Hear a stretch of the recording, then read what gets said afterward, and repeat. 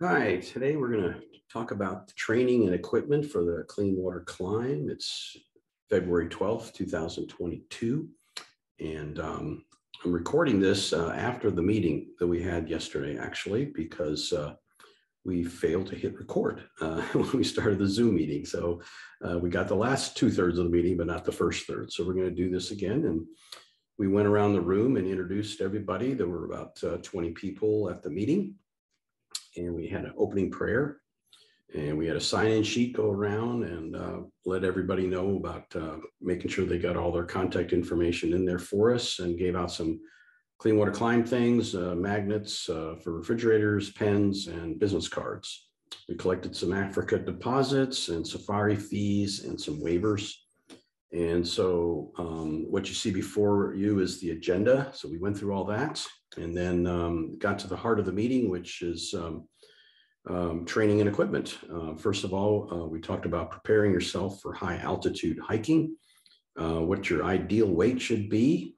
And then we went into equipment needed for a Colorado 14er, for Kilimanjaro, for Machu Picchu, and Everest Base Camp.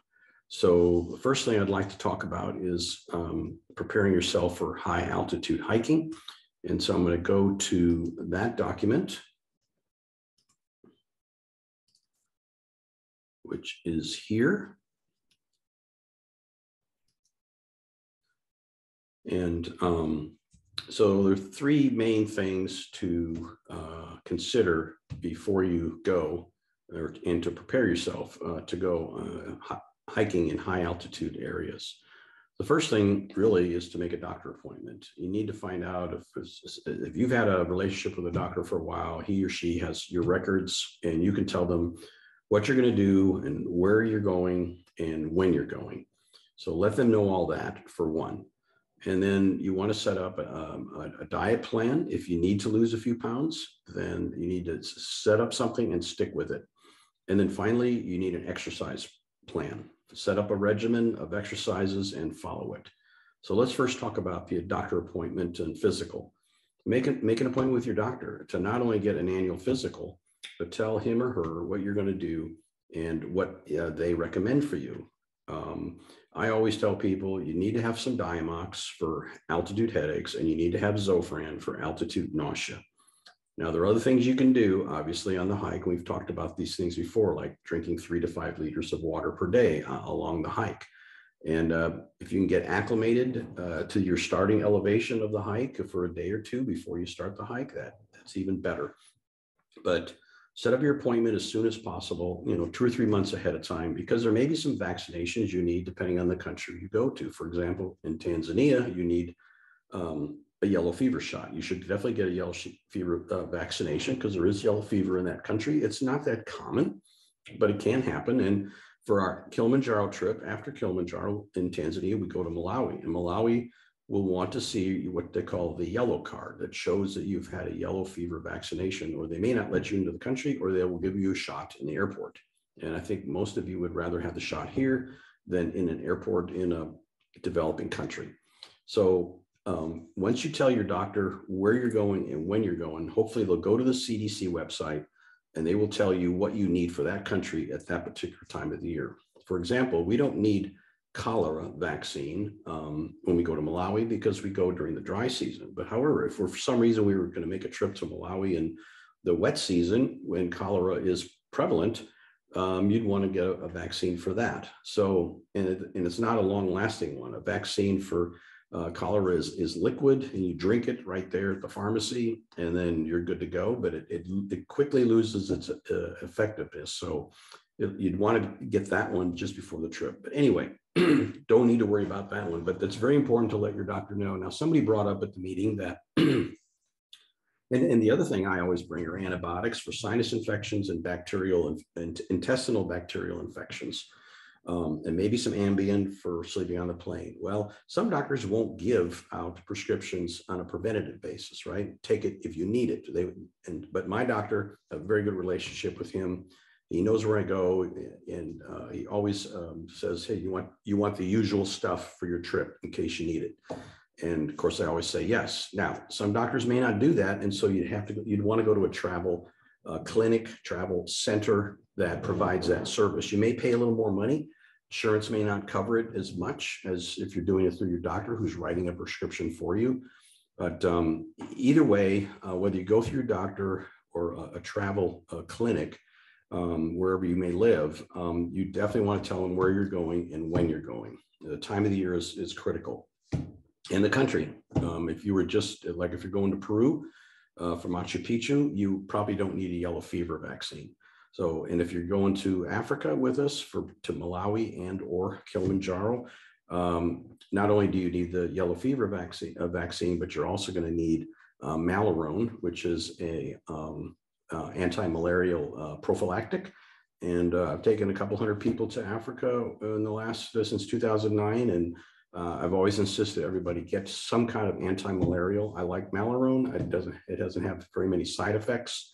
It's one a day, and I haven't had anybody get malaria out of 200 people that I've taken there. So that's a good thing.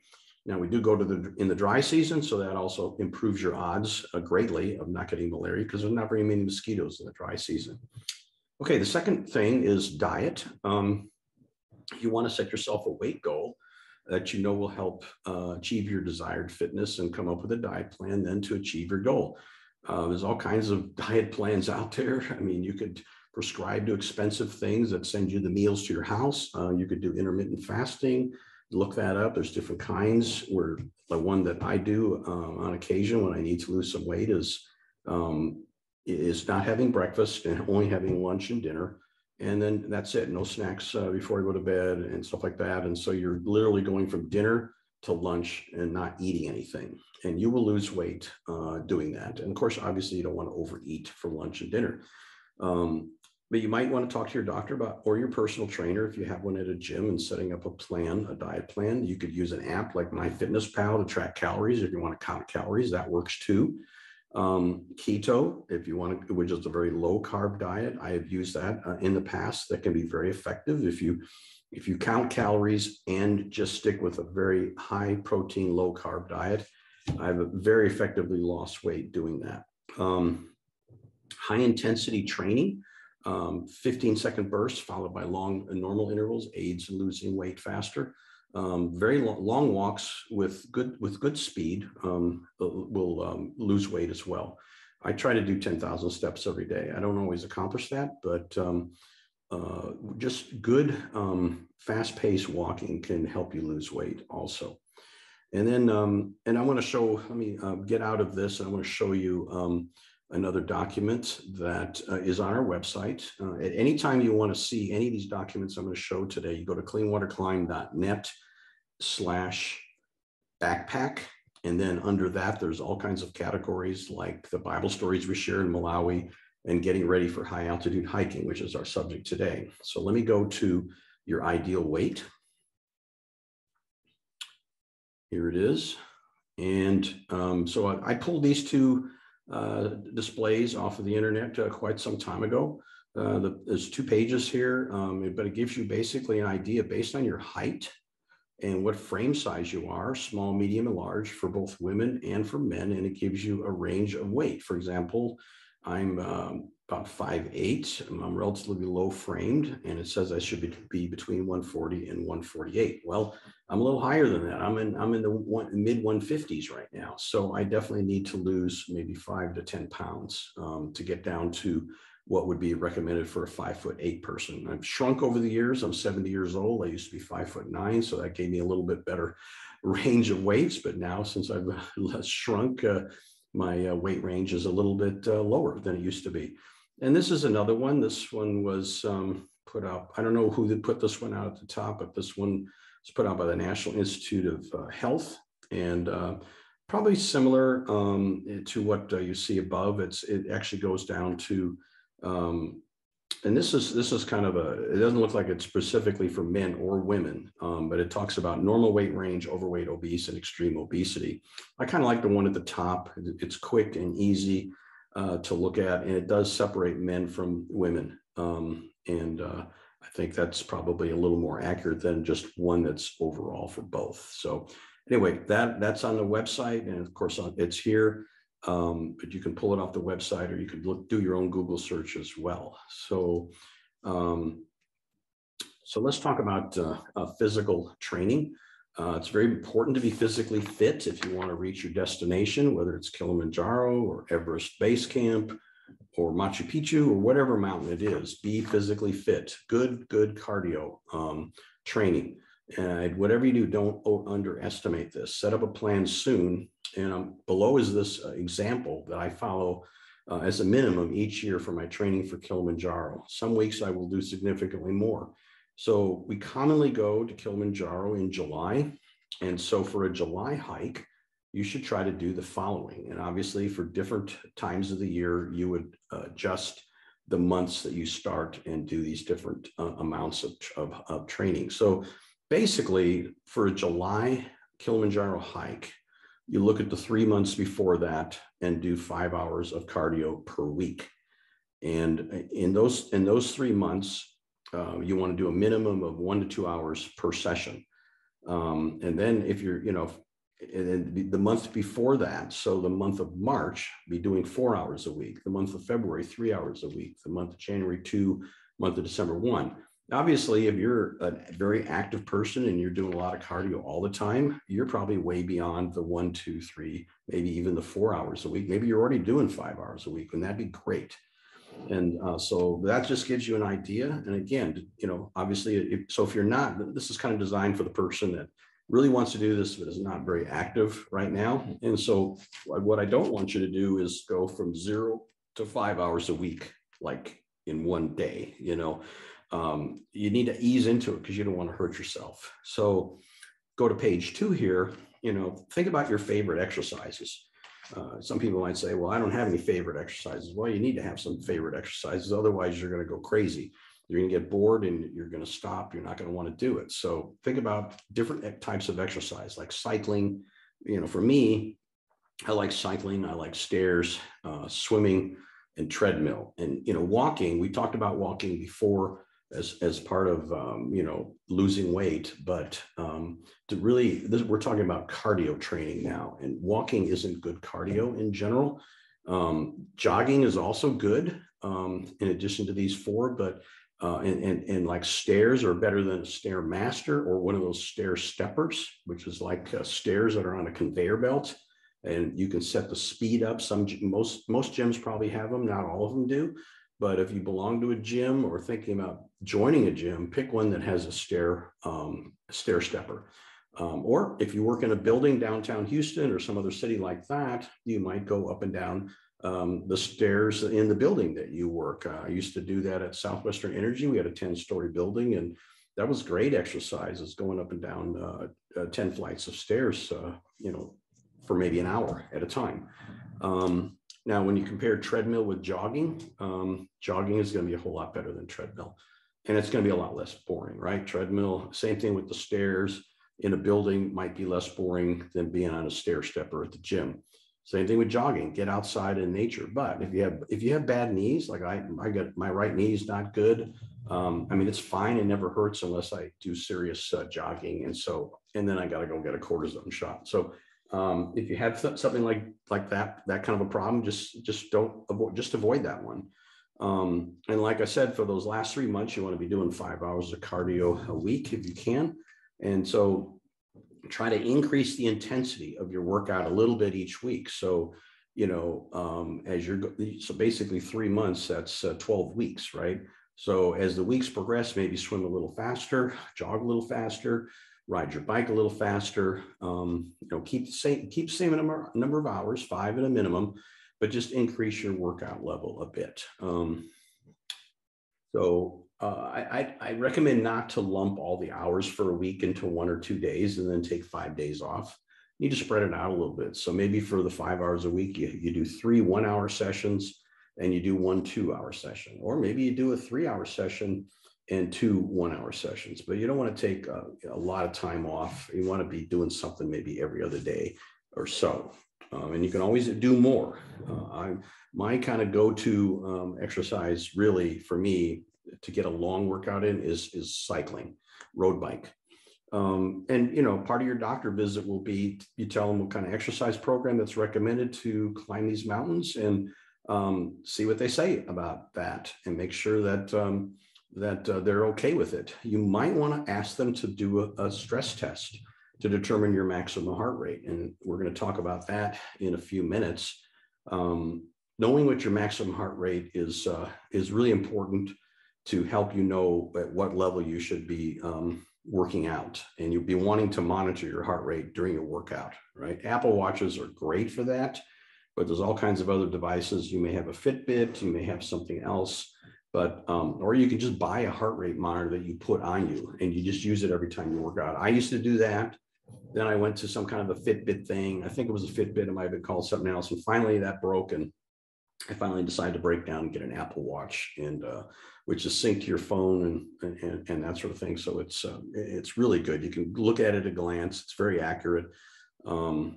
It's amazing because I can be at the gym and hold on to the thing that's measuring my heart rate there.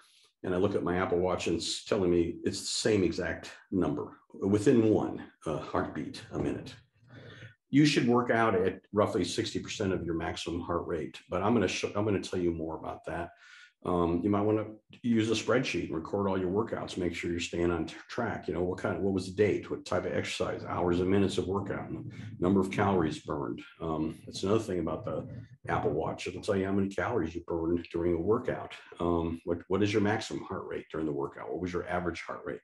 And you can see how you're doing and see, you know, you can see that, gee, I'm progressing. My heart rate overall is not as high, and as time goes on, as you get better and more fit, your heart doesn't need to pump as much. You might want to get a personal trainer. I have one, and I've had one for 5 years. She's very good. Eva Hool's her name, and she's here at the meeting, or she was here at the meeting yesterday when I wasn't recording this like I should have. But she said that swimming is a very, very good exercise, one of the best exercise for preparing to climb mountains. And my orthopedic doctor has told me that swimming and bicycling are the very best exercise to strengthen your quad muscles. You know, those are those that are above your knee, and it helps minimize knee pain due to arthritis. So it's a picture I took of Kilimanjaro in 2014 on an iPhone 4, if you can believe that. And so that's what Kilimanjaro looks like. It's 19,341 feet. There's always some ice and snow up there. There's glaciers up there. And there's this constant layer of clouds beneath. But anyway, that's what we want to do. We want to reach the summit of whatever our particular destination is this year. So I want to talk a little bit about the heart rate and the level of activity to work out. So let me close this one, and we're going to open up. I can leave the agenda open, I guess.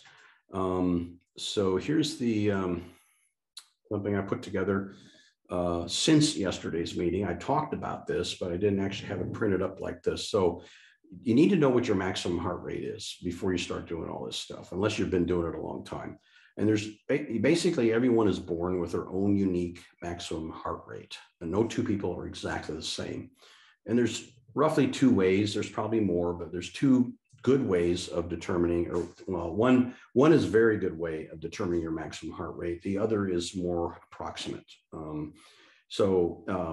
The best way, like I mentioned earlier, is to do a stress test in your doctor's office. So mine, I'm Mike Navolio, my maximum heart rate was estimated to be 193 beats per minute by a stress test when I was about 59 years old. So that was about 11 years ago.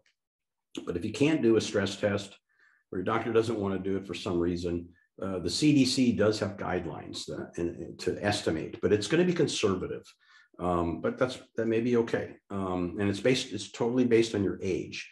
Well, you know, a stress test tells you exactly what your heart rate, your maximum heart rate is. So by being age related, it tells you that your maximum heart rate changes with age. I'm not sure if that's really true or not.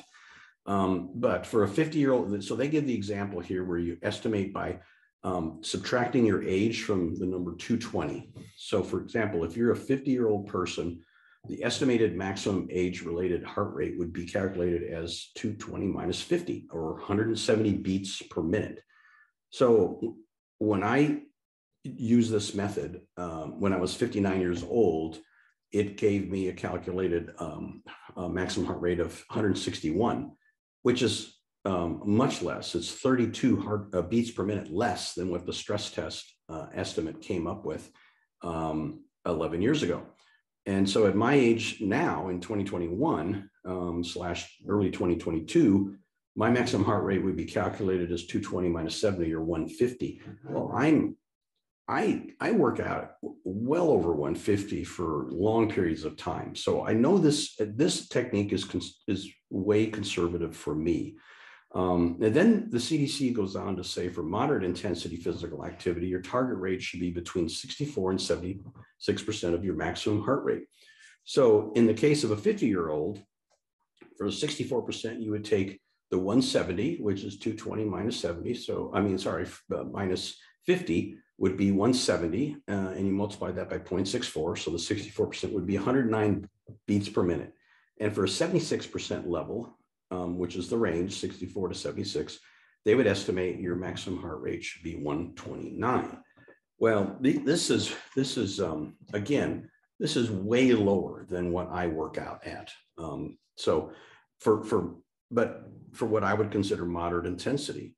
And so this in summary, it's between 109 and 129 BPM for moderate intensity physical activity for a 50-year-old person.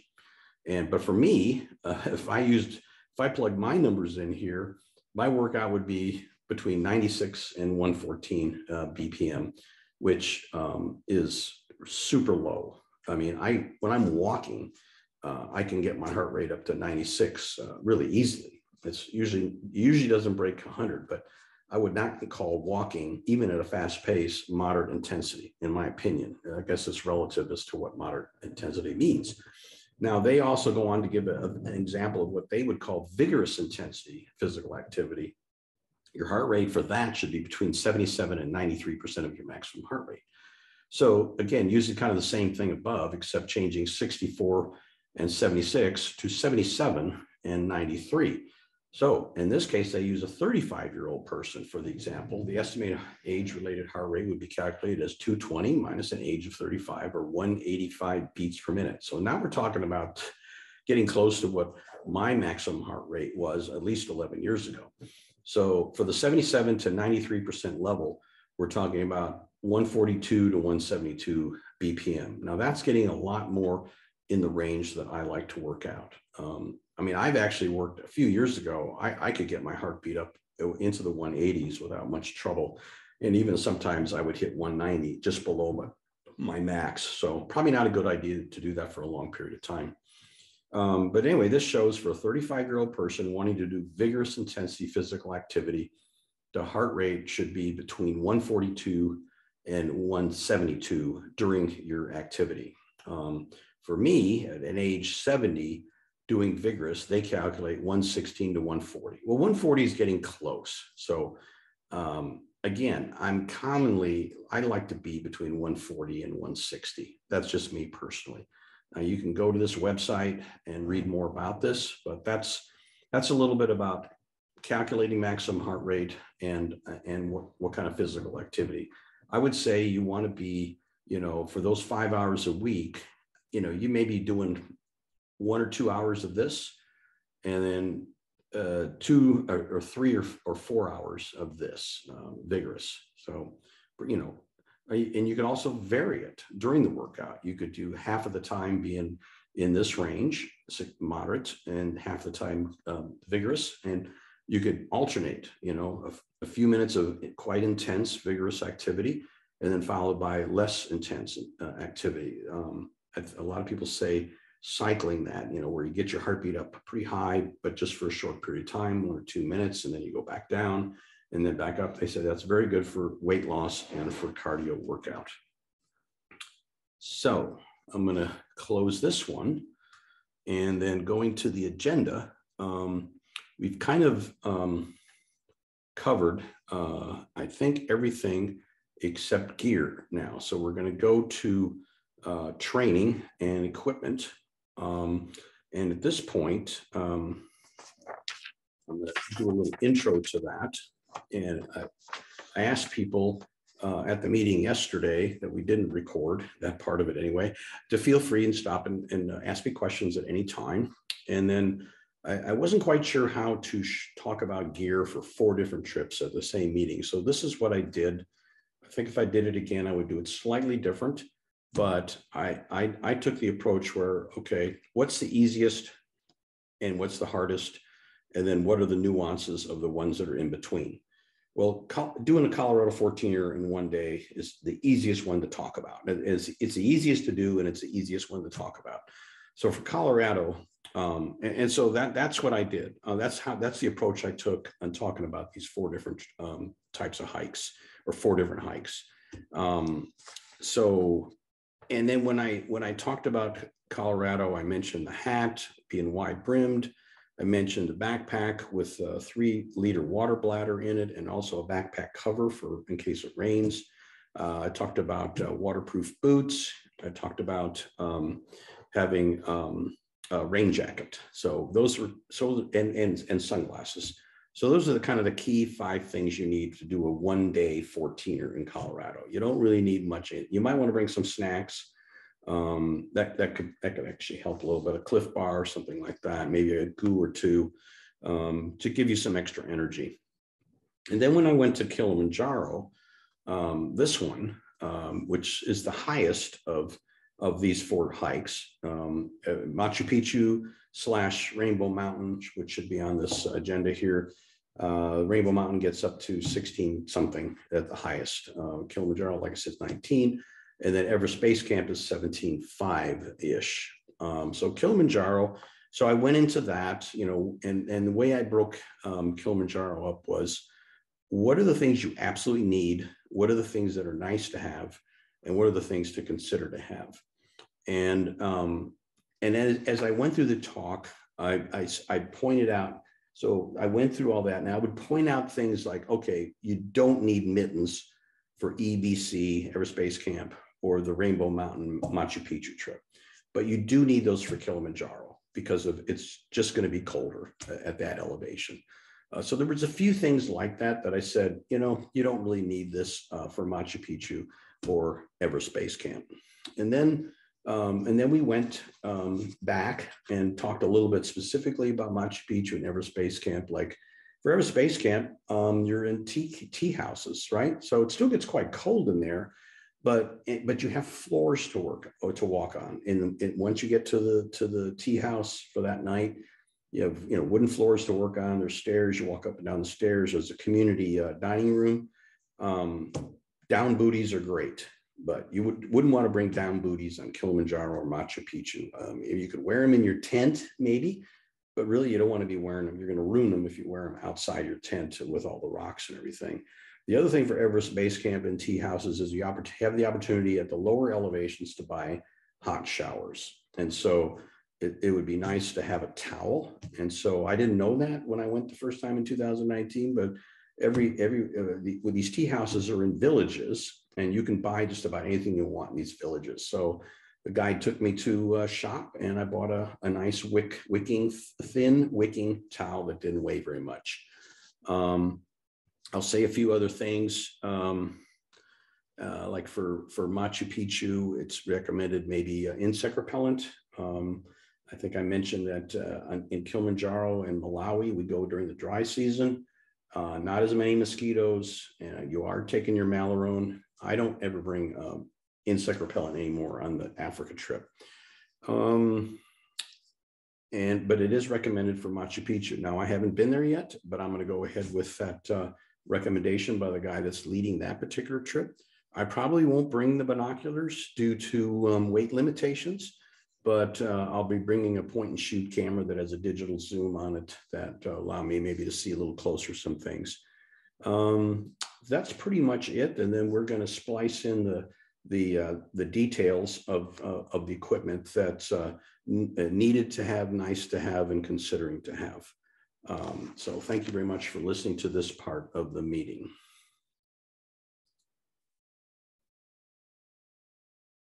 Do that. Okay, I'm going to record the equipment part. Yeah, that's all right. Oh, shoot. I could make a video about this. I could. Just pieces. Yeah, I could do that. Okay. So feel free to just take a chair and turn it around. I mean, if you want to stand, that's okay. I'm gonna tilt. Take notes. Take notes. Tilt this, but I don't think it's gonna work. I mean, but you're gonna want to watch the little monitor that Bill Shannon's holding, because that's gonna be like the close up of what I'm talking about. Okay. All right. So is everybody more or less ready for this? Okay. Okay, so I've never done an equipment talk for 4 different types of hikes at the same time at the same meeting. So it's a little challenging, but I've thought through this quite a bit, and I think what I'm going to do is going to work. Oh, before I do that, let me grab some handouts. All right. All right. I can do this. It'll be a good workout for me today. So I don't think anybody here is going to Colorado, but just in case, I'm going to start off with, okay, first of all, feel free to ask, stop me, ask any questions at any time, right? That's how we learn. I'm going to go from the easiest first to the hardest. So I'm going to go from Colorado to Kilimanjaro, and then we're going to talk about the nuances of doing Machu Picchu and Everest Base Camp, which are going to be not as intense as Kilimanjaro, but most of it's going to be the same, right? There's going to be some things that you definitely won't need for Machu Picchu and Everest Base Camp. But then, and there's a couple things that you're going to want to really consider for Everest Base Camp that you really don't need for either of the other 2 trips. So that's kind of how it's going to flow.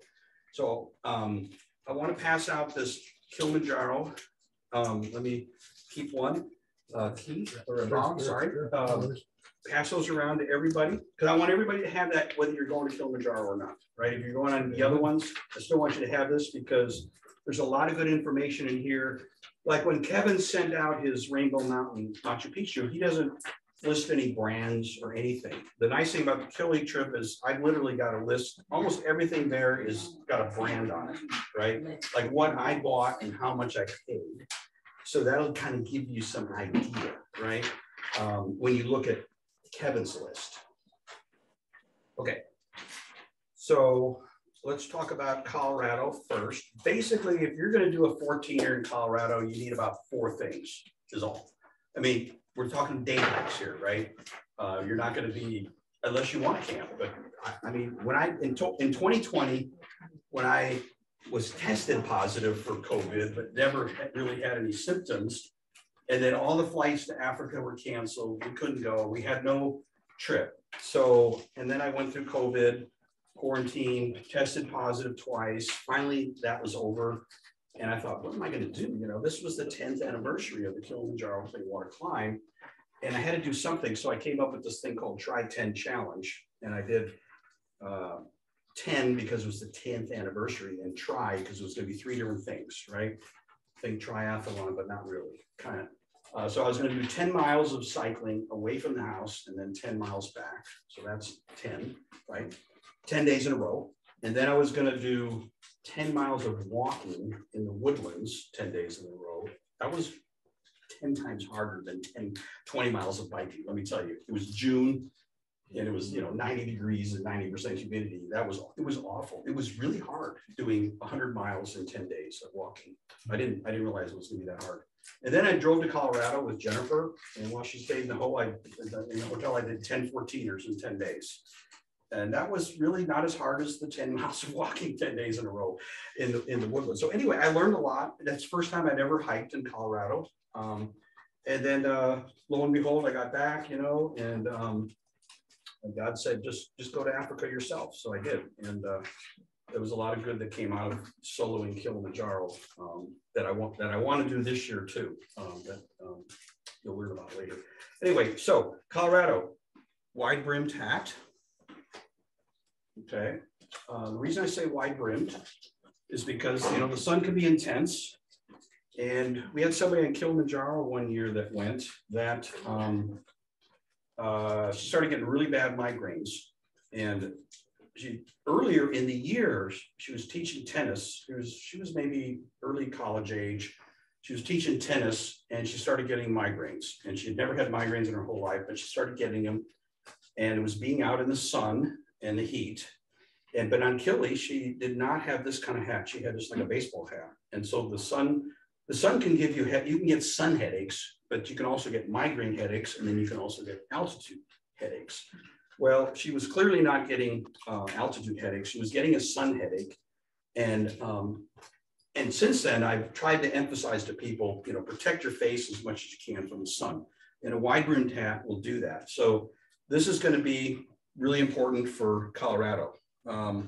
Waterproof hiking boots. Make sure they're at least one size bigger than your normal shoe size, because when you're coming down, you will lose all your toenails for sure if you come down a long ways, like on Kilimanjaro. And even though these are a size bigger, 3 times out of the 14 times I've done Kili, I've lost my left big toenail. And it's because I think my left foot's slightly bigger than my right, and I probably need a size and a half bigger to avoid that. But I've gotten to the point now I can sense it when there's some rubbing going on. I don't have pain, but there's some kind of sensation there. And I go, okay, I got to do something. I got to stop, readjust, maybe tighten my boots up a little bit. I don't know. But so wide-brimmed hat, waterproof shoes, obviously a pack, right? And for Colorado, this is a 40-gallon or 40-liter, sorry. And for Colorado, really, you almost don't even need this much. But I use this for all my hikes because I put my 3-liter, it's called a Camelback. It's a water bladder in here, and you got the hose. It's so much more convenient than water bottles, right? Water bottles are a pain because they're in your pocket. If you're by yourself, you're trying to reach it. If you're with other people, yeah, they can get it out for you, but then you drink, and then you have to give it back to them to put it in. I highly recommend some kind of water system that allows you to be independent of the water bottles. So for a day hike, the other thing is in here is a backpack cover. So this is, the backpack itself isn't waterproof, but this is a waterproof cover. And so, you know, make sure the day pack you have has a waterproof cover. Like, I think I've had to use it once or twice at the most in 14 times on Kilimanjaro. It just, the time of the year we go, it just doesn't rain. I don't know about Peru, but I'm definitely going to have that with me. And a rain jacket. Okay, so really, you know, you got your water in there, you got your backpack cover, and you got your rain jacket in there. You got your head protected, you got good boots. Now, I didn't mention this, I didn't put it in my notes here, but if you feel like you're going to be more comfortable with trekking poles, you know, the very first time I did Kilimanjaro, man, I had those trekking poles out the very first day. Man, I was going every day for 8 days, you know, or I think that was a 6-day trip, you know, different route, but it was like I always had these trekking poles. And then every time I went back, it seems like I don't need them today. I don't even use them anymore the whole trip up and down. So it's what you're comfortable with. It certainly is going to give you, you know, if you're unsteady on your feet, you have maybe afraid of heights, and you feel a little more secure having the trekking poles. I mean, I'll still bring them on the trip, and it'll just how I feel that day. There's one thing I learned in Argentina that was very cool that I'd never heard of in Africa, but you can adjust these things, you know, make sure they're adjustable. And let's just see, I'm going to adjust it to, yeah, right about there. So you can actually turn these things into like canes. And I'll show you what I mean. And it'll take, like, especially for going downhill, you could use your shoulders instead of putting all the weight on your knees, right? Coming downhill can be hard on people's knees and mine. So if you, and going up, it can help too, but if you're actually, instead of all your effort being in your legs, you going uphill, you can use these, and it'll also give you distribution of the effort into not just your legs, but into your shoulders as well. But it's really handy going down if you have bad knees. So anyway, that's something I learned in Argentina that I'd never heard of. I've never heard it mentioned in Nepal, and I've never heard it mentioned in Africa, any of those trips. So trekking poles, I would definitely bring them unless you already have a lot of experience and don't feel like you need trekking poles. So anyway, that's my little plug for trekking poles and how you can use them. Okay, so that pretty much covers what you're going to need and sunglasses. Sorry, forgot about that. So you definitely want to have sunglasses again, protect your eyes from the sun. So that's kind of like the easy, right? The easy trip, the 1-day 14er in Colorado. Now let's talk about. Mike, Yes. there was one thing that I didn't think about. I wouldn't have remotely thought about the wide brim hats. Yeah. So I got a nice one, but I couldn't wear it because of my pack, and maybe it was because my pack, I had a bigger one really than what I should have had. But so like that's something to consider is, maybe bring more than one hat. Luckily the Clearmans let me borrow a baseball cap, so it was fantastic. Okay. But try on your hats with your pack. Yeah. If you don't have a pack yet, what I highly recommend is getting it fitted.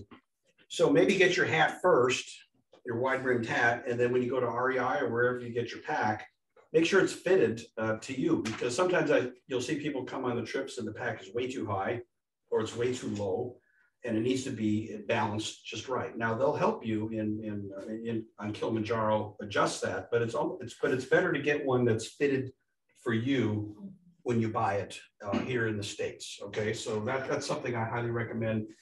And a lot of this stuff I got, when I first did Kilimanjaro, it seemed like I spent quite a bit of money, but I had a good job and I wasn't going to search for sales. I wasn't going to go to eBay and spend all that time. I'll have an eBay story for you here in a minute. I mean, you can save a ton of money if you shop around for sales and eBay and stuff like that, because I've had people do it. So let me launch into Kilimanjaro. Yep. A long sleeve shirt. Make sure you wear a long sleeve shirt and light gloves, because otherwise the back of your hands will get blistered. Right. So for Kilimanjaro, this list, start looking at that now. And again, think how, this is probably, most of this is going to be valuable for the other two trips as well. I created on this Kilimanjaro list here what I call need to have, nice to have. So on the front side is need to have, and if you flip it over, it says nice to have and consider to have, right? So let's talk about the need to have stuff. And then I'll tell you as we go, pretty sure I'll be able to tell you, well, you don't need that for Machu Picchu or Everest. And if I don't say that, and you think maybe, well, do I need that for this? Ask me, okay? Okay, waterproof rain jacket and waterproof pants, right? They want you to bring these in your pack every day on Kilimanjaro, but frankly, I usually only bring this because it so rarely rains during the dry season in Kilimanjaro, right? But I bring these because these are going to be valuable when you get up higher on the mountain. They're fantastic windbreakers as well, when it starts getting cold. So I'll have this in my pack, like I said, for Colorado. But those are what I would call required to have. Okay, now we're going to get into something that I had to think about a lot. So when I first did Kilimanjaro, it rained pretty good on us last year. what day was that? I don't even remember. Coming down. The last day, yeah. It was fun, but yeah, it was a little wet in the rainforest. So in 2011, I went and I bought this really big, thick, super warm down jacket. And I thought, okay, this is gonna be great. I didn't know about this other thing I'm gonna tell you about. And I got so hot, even at 2 o'clock in the morning when it was 0 out. I got so hot. And I did it for 2 years. And then I called up my friend John, who told me about Zara tours and told me about the training regimen and about a lot of this other stuff. But he hadn't mentioned this thing called a tri-climate jacket. This tri-climate jacket, it's 2 layers. There's kind of a inner layer right here, you can see, okay? And then there's this outer layer that's not super thick, but it's like a Gore-Tex material. And so I bought this and I used it pretty much every year until 2020. And that's another story. But I discovered it's expensive though. It was like I paid $290 for that crazy thing. Now in 2017, a lady from Texarkana who went on the trip found one of these like for $60 on eBay. practically brand new. So I know you can get this stuff a lot cheaper than what's listed on here, right? But instead of that, this rain jacket, this is Gore-Tex also, and it's pretty much the same thickness as this, maybe slightly thinner, not much. And then this inner thing inside, you can substitute what I call a camp jacket.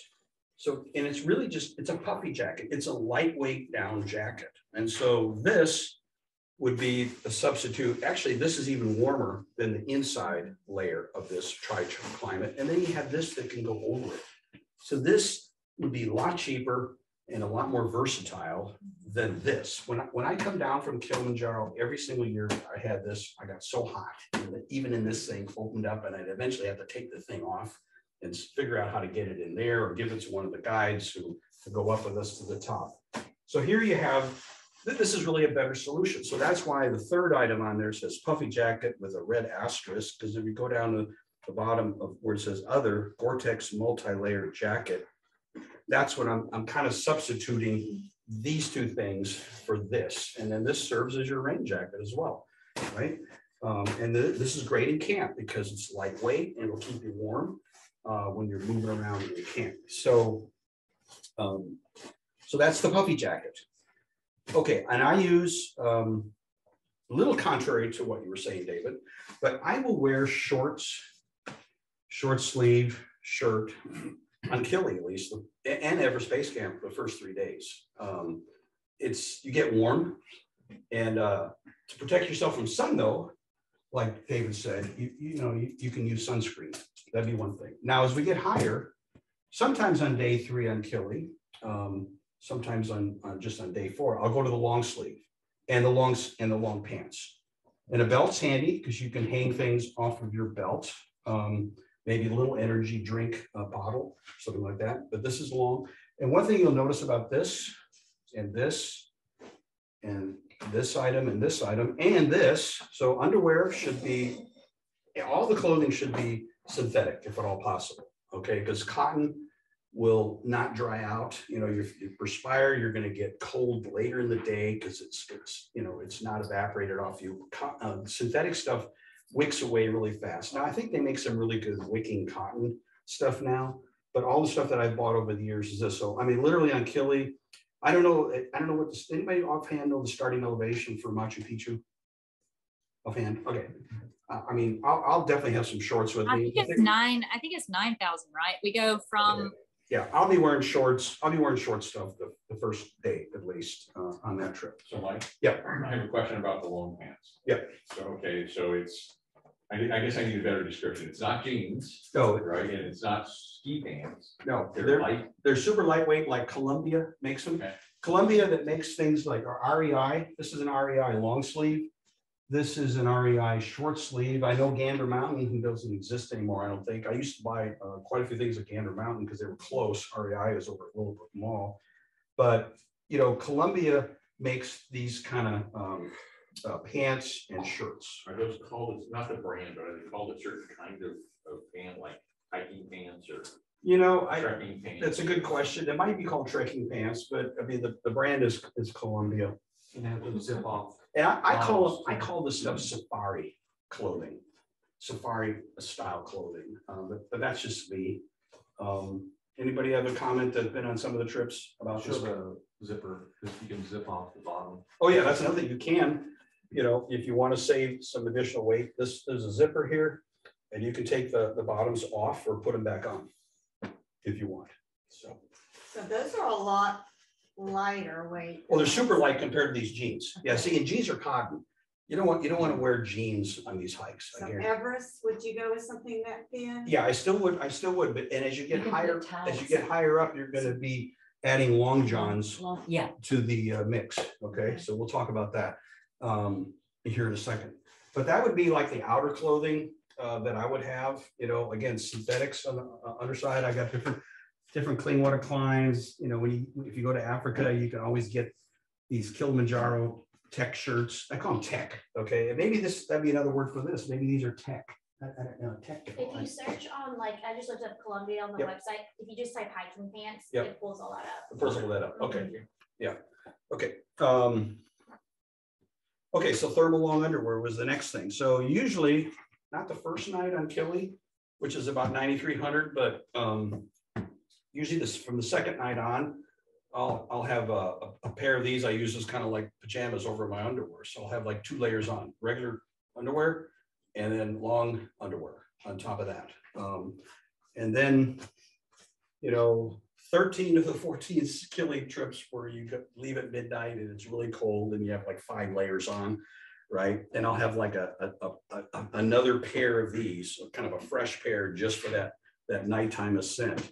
So we can talk about that here in a minute, but I usually at least 1 pair is required. You definitely want to bring 1 pair of long underwear. And again, this is synthetic stuff. It's not cotton. So, you know, when you sweat, it's going to evaporate really fast. So balaclavas are, you know, I don't need them for, you definitely would need them if you do Kilimanjaro at night. I mean, and my plan is not to do Kilimanjaro at night, but during the day, like I did in 2020. But if you're at night, and I'm sure I know you don't need these at Everest Base Camp. We didn't use anything like this at Everest. No, it's just because you're out during the day most of the time. So, you know, but this is going to really be an extra layer for your face and your neck and keep you warm. I don't think we're going to need it for Machu Picchu because it's not even as high as Everest Base Camp, and we don't need it for Everest Base Camp. So this is one of those things that's the only thing I used it for was a neck gaiter. So like I kind of had it in case I needed to pull it over my head, but it was a great neck gaiter. yeah, it could use it as a neck gaiter. So anyway, I mentioned the hat already.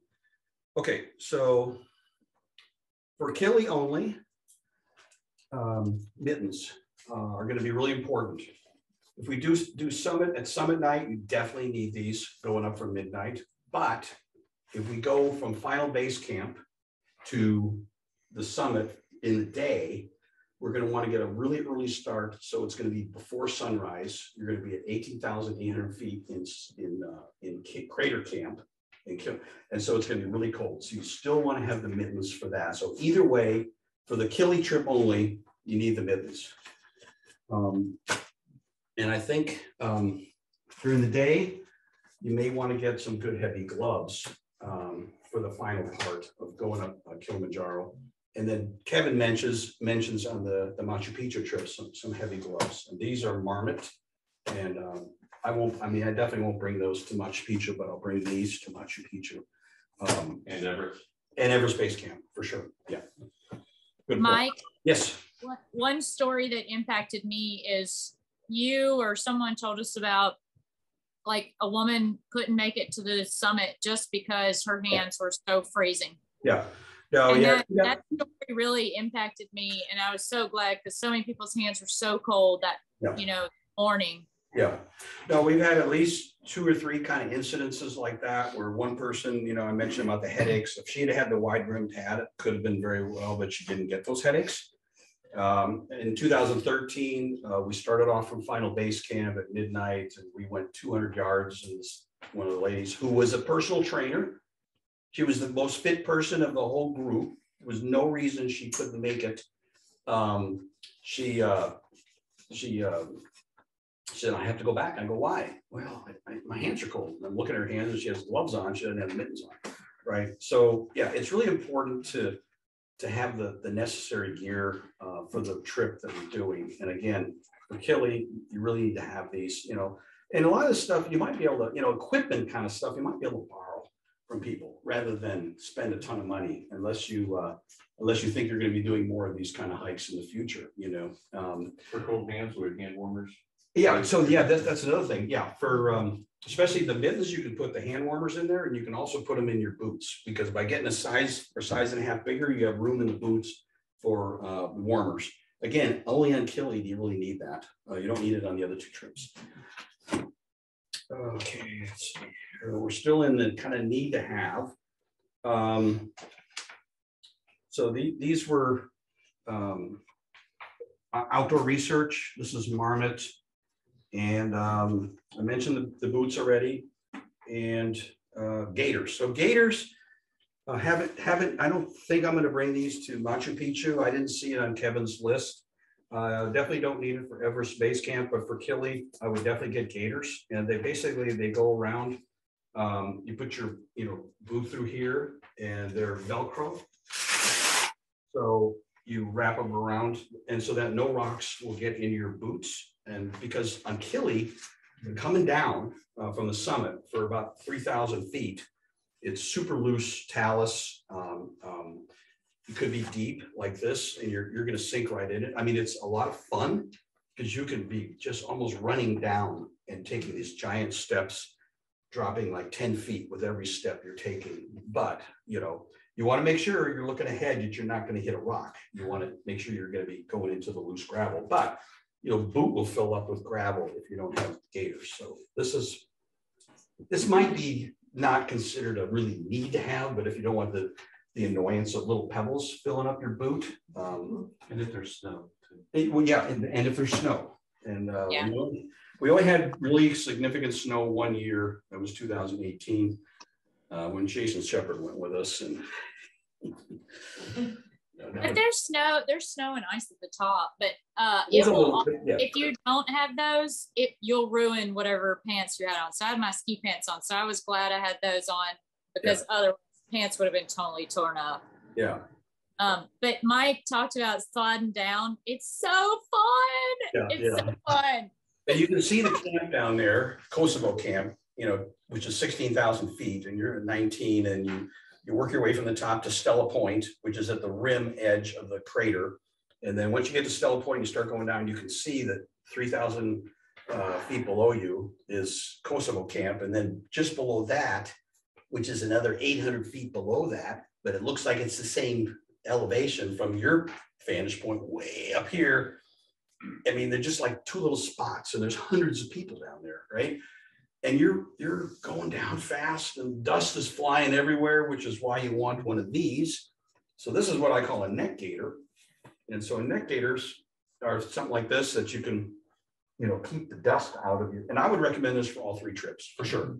Everest Base Camp, you can't see it, but there's glacial till, fine particles of it in the atmosphere, and also yaks poop that gets grounded to dust, and it's in the air, but you can't see it. You can't see it, but it gets. I've had sinus problems both times I've come back from Everest Base Camp because of that mixture of fine glacial powder and yak poop ground to dust. So anyway, but the only problem with this kind of thing is after a few minutes you can't see anything because your glasses are fogging up. So, but I'm going to have this for sure on all three trips, and I just call that a neck gaiter. So I mentioned the Crocs right here, Gators, wool socks of various thicknesses. So especially on Kilimanjaro, and I would say to a certain extent, and definitely for Everest Base Camp, I did this. I got the Smart Wools. So this is kind of the normal thickness, kind of a medium thickness, and this is like a super heavy thickness. So they come in different thicknesses, and the higher up the mountain I go, I'll work my way up to thicker and warmer socks, right? Another reason why to have a boot that's bigger. And then this is, these are liner socks, right? And so these are like, I think these are silk. What are they? No, they're not silk. They're some kind of polyester, but anyway, these they're worth having. The toe liners. Is that the toe liners? Yeah. Well, yeah, I guess you call them that. I call them liner socks. It has a plate. It's like a. No, I don't actually. No, I don't have the ones with individual toes. Ladies get the toe liners. Yeah, I guess you can get them with individual toes at the end. So it's amazing. But this will help wick away some of the moisture from your feet and put it into the sock there, I guess. It slides.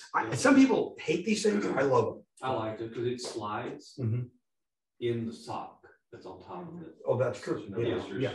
Right. It's backwards. Yeah. So minimizes blisters for sure. And of course, break your boots in really well before the trip.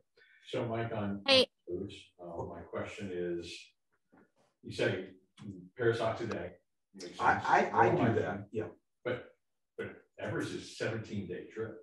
So are we bringing packing for 17 days? No. Laundry? No. You're only going to be on the mountain 8 or 9 days.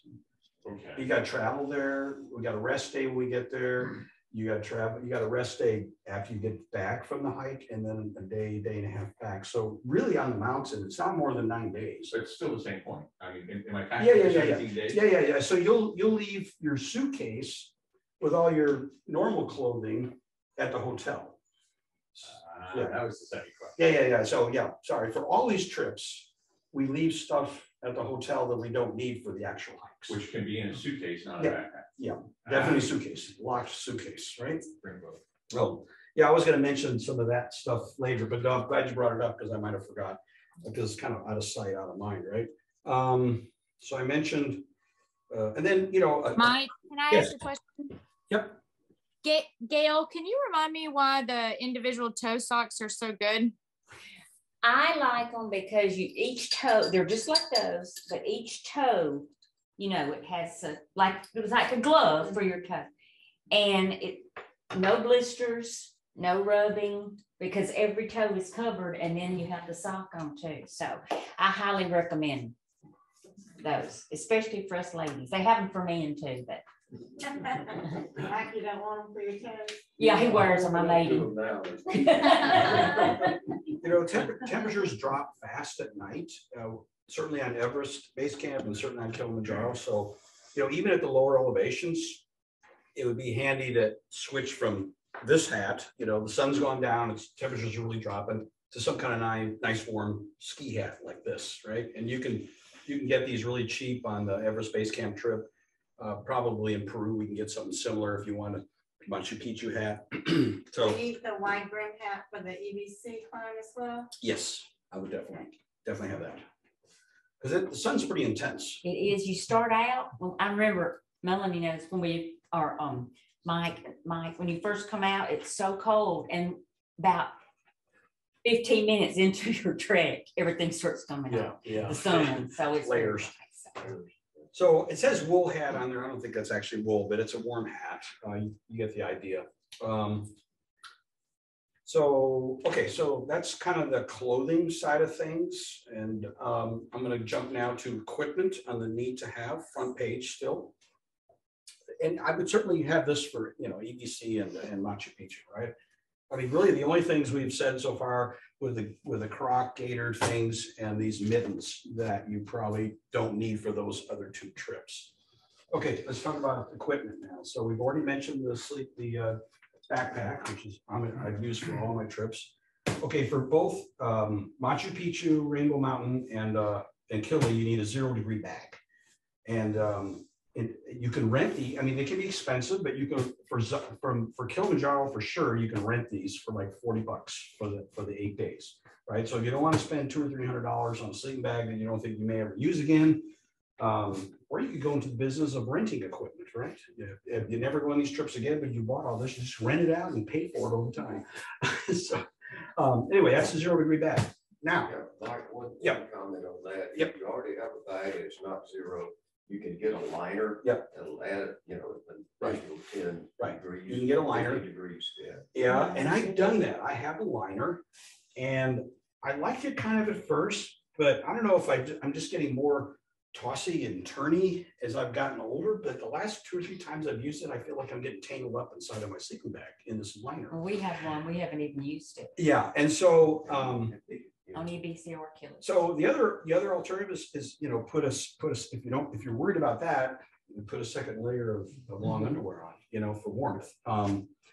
But so again, for the Peru trip and the Tanzania trip, now for the Everest Base Camp trip, I brought a smaller sleeping bag.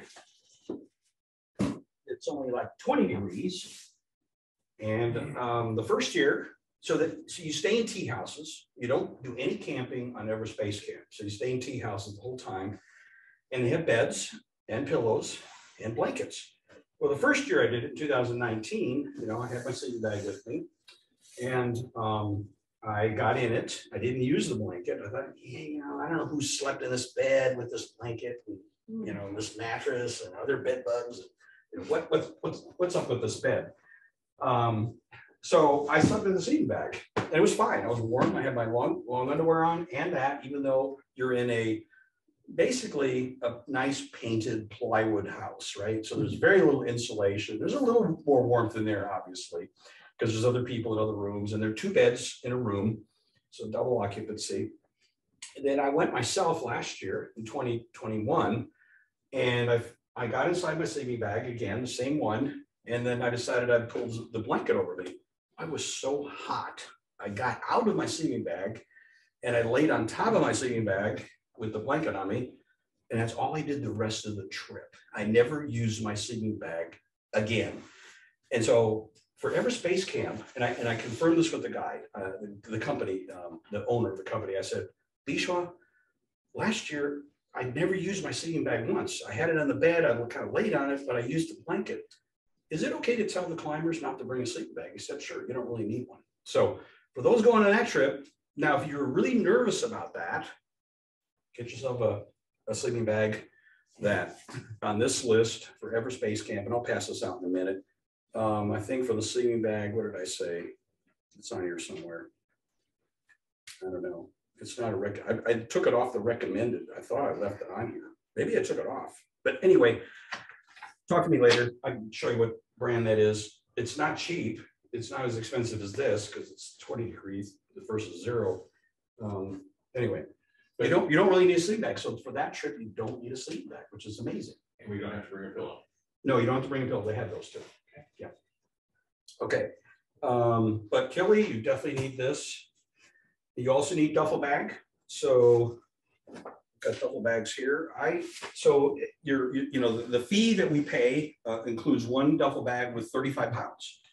For killing. You're not allowed to really take more than that. I mean, if it's 38 pounds, it's not any big deal, right? They have a porter society there. They don't want porters to get hurt.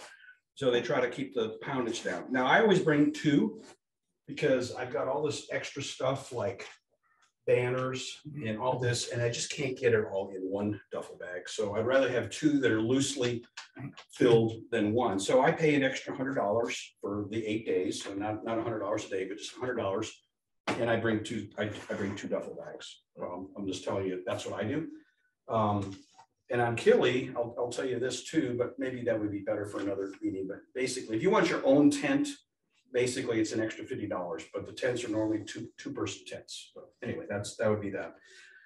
Since we're on the topic of duffels and carrying stuff and sleeping bags. Okay, mentioned the day pack already.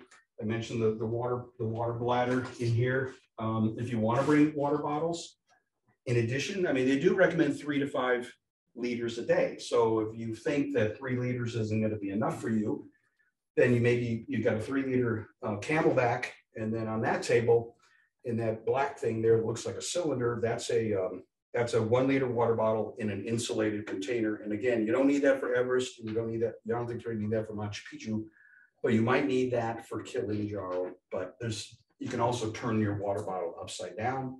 So if it starts freezing on the way up, you turn it the other way, and the ice is at the bottom, right? Because ice forms at the top, and that's at the bottom because you have it upside down. And you turn like this.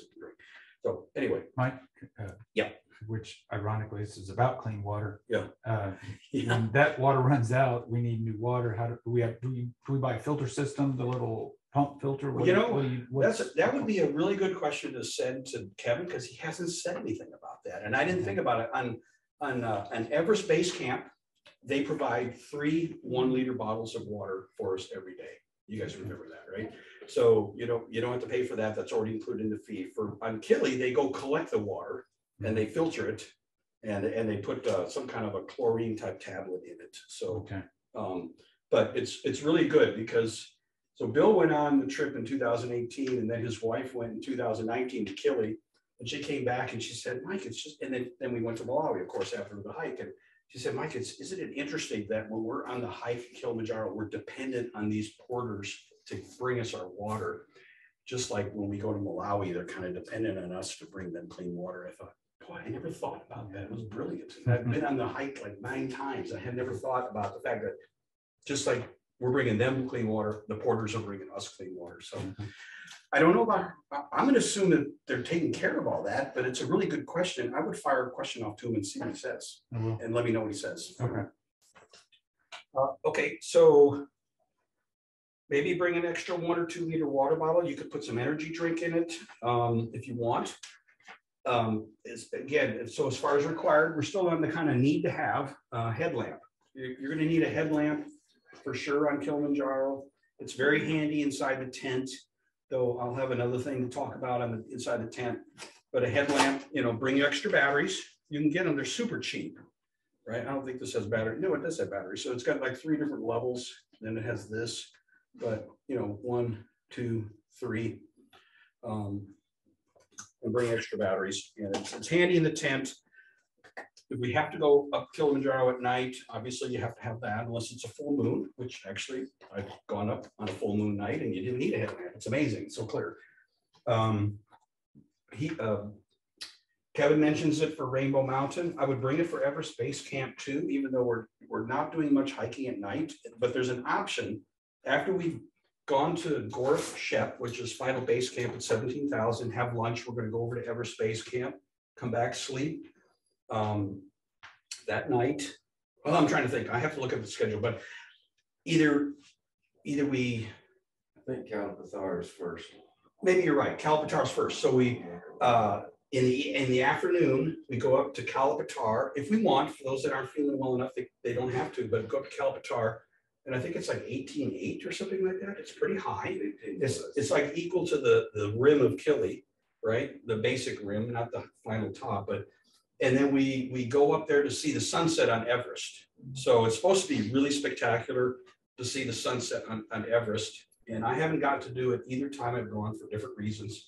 And then when you come down, it's going to start getting dark. So that's why you want.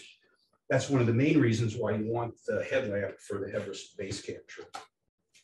They're just nice to have. And then the next day we do Everest Base Camp. Because not every, you know. Go ahead. They're also nice to have in the tea houses, just to have extra lighting. No, exactly. Yeah, no, they're very handy and they're very inexpensive. Just bring a few extra batteries. Trekking poles, I mentioned those already. Okay, so let's talk about kind of other miscellaneous stuff. When you go to these countries, you're going to need some kind of an adapter, especially Tanzania. This is a kind of a universal, depending on which button you push here. Like the EU is the bottom one. So that's, and then you can plug your cord in here. And I always bring an extension cord because I may have several things I want to charge. So I put this in here. And then I've got 3 things I can plug in there. So it's a good idea to bring an extension cord. The Tanzania is this UK one right here. Push that button. Let's not another. Oh, you got to switch this to UK there. Okay, so then you'll need this in Tanzania at the hotel where we stay in Springlands and also on the safari. And then in Malawi, when we stay at the project, it's regular old US plugs.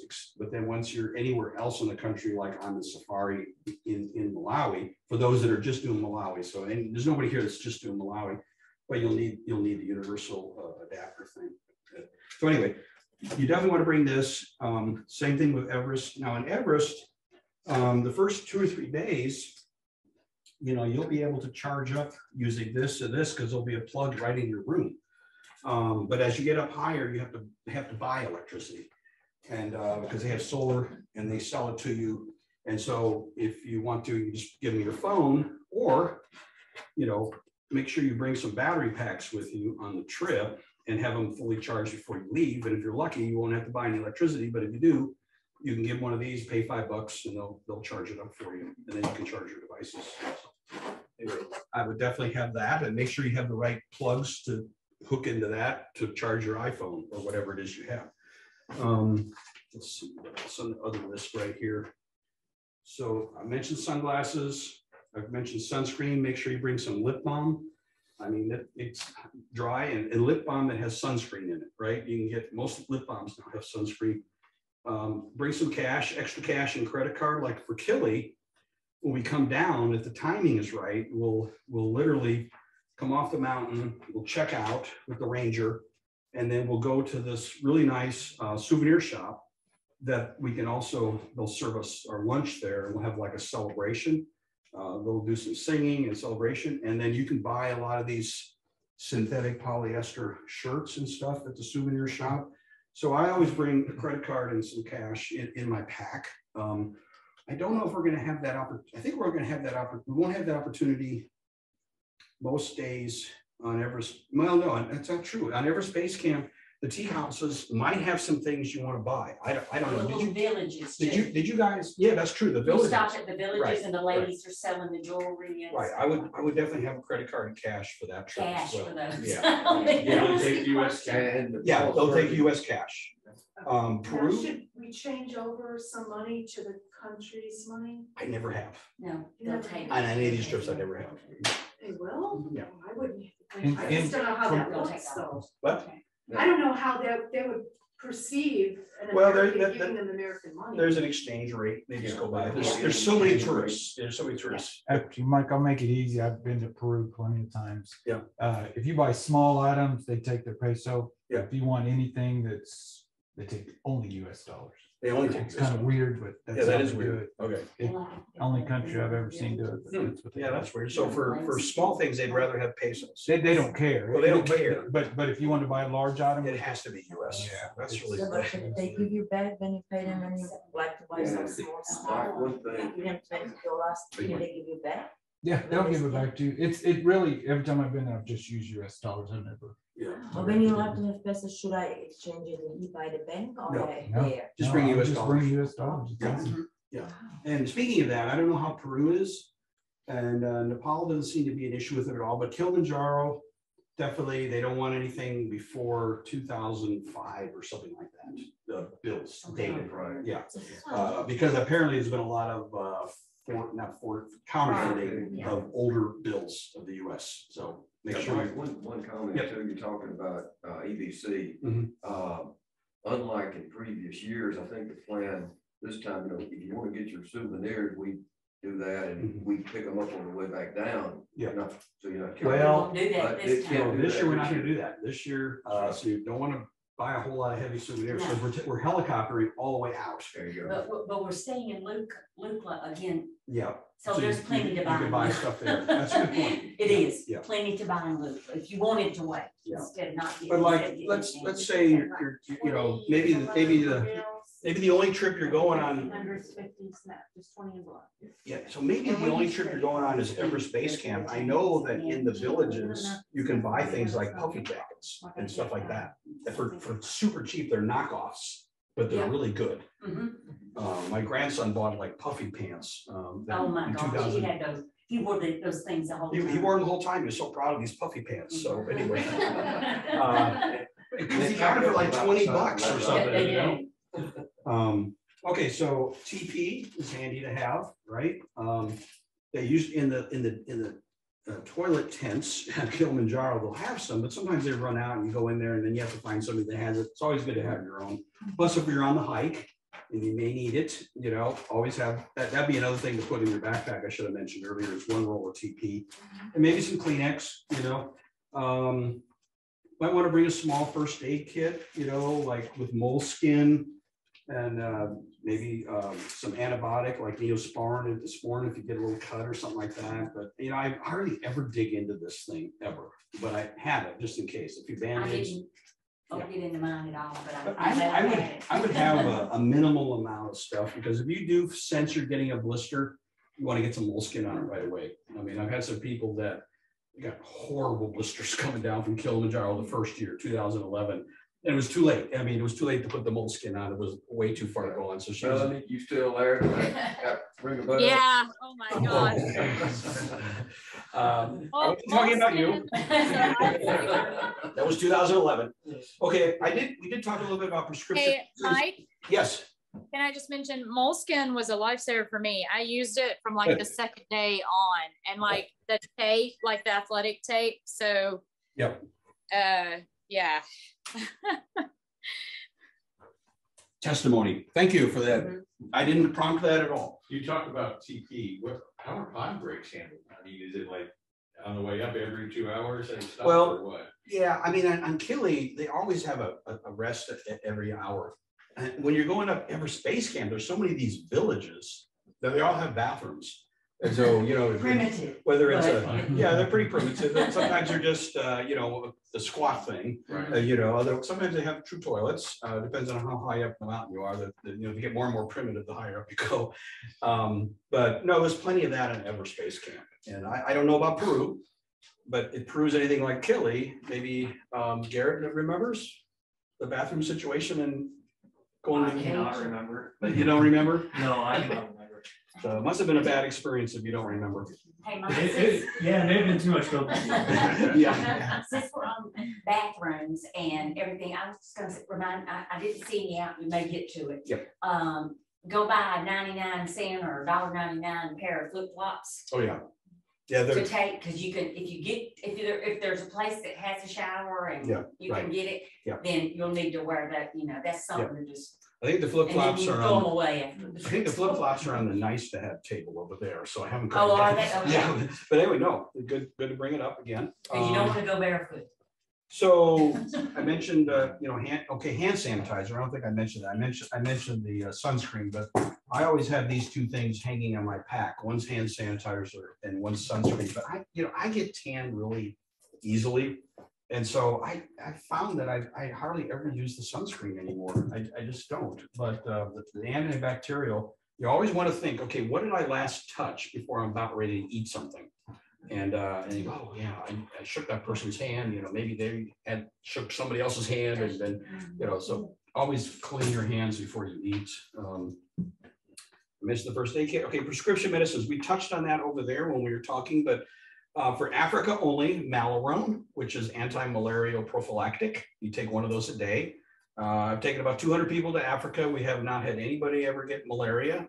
It is the dry season, so you're not going to see that many mosquitoes, but just to be safe, I tell people that you must get that prescription for Malarone. And then I mentioned the Diamox and the Zofran. Ambien, you know, if you want to try to get some hours on the plane, bring some Ambien. The antibiotics, you know, if you have problems with asthma or anything like that, you might consider getting an inhaler. But again, your meeting with your doctor should help you know whether you need that or not. Pain medicine, you know, like I said, you can get a sun headache, and it's not necessarily from altitude, and the guides can help figure that out. Bring some arthritis strength Tylenol with you, or something like that can help. Prescriptions that you bring from home, do they need to be in the prescription bottle, or can they be in like a little, you know, day by day? I leave them in the prescription bottles just to be safe, in case they wonder if you're bringing in contraband or something like that. I've never been checked for that. In other words, and that's okay. I'm glad you brought that up, because that reminds me, you don't want to put anything in your check bag that you would be in a panic about when you get there and the bag's missing, or somebody has stolen something out of your bag. I mean, obviously things like boots and stuff, I mean, you need those, but you probably could recover and get a pair of boots at the destination and just put moleskin on right at the very beginning of the hike, right? I mean, there are things like that you obviously, but on the boots, I don't know why I said that, because I always wear my boots on the plane. Okay, I don't want to risk my boots disappearing from my bag on the way. And so anything valuable, like all your cash, your battery packs, if you're bringing a camera, all your prescriptions, all go in my hand carries. So always think about what things like, oh, it would be a disaster. Like Diamox, okay, maybe you put that in a check bag because I probably have some extra, or somebody else has some extra. But for most prescriptions, especially if you take blood pressure medicine or anything like that, that you'd go, oh my gosh. And you certainly don't want to put any cash in your checked bags. So think about that as you're packing. What you know, and my carry-ons ended up being, they always weigh a ton. So you know, and there are restrictions on those weights. And I usually try to fly business class, and because of COVID and not very many people flying, they don't weigh my carry-on. But a couple times they've weighed my carry-on and they won't let me get on. So I end up saying, would you take this lens?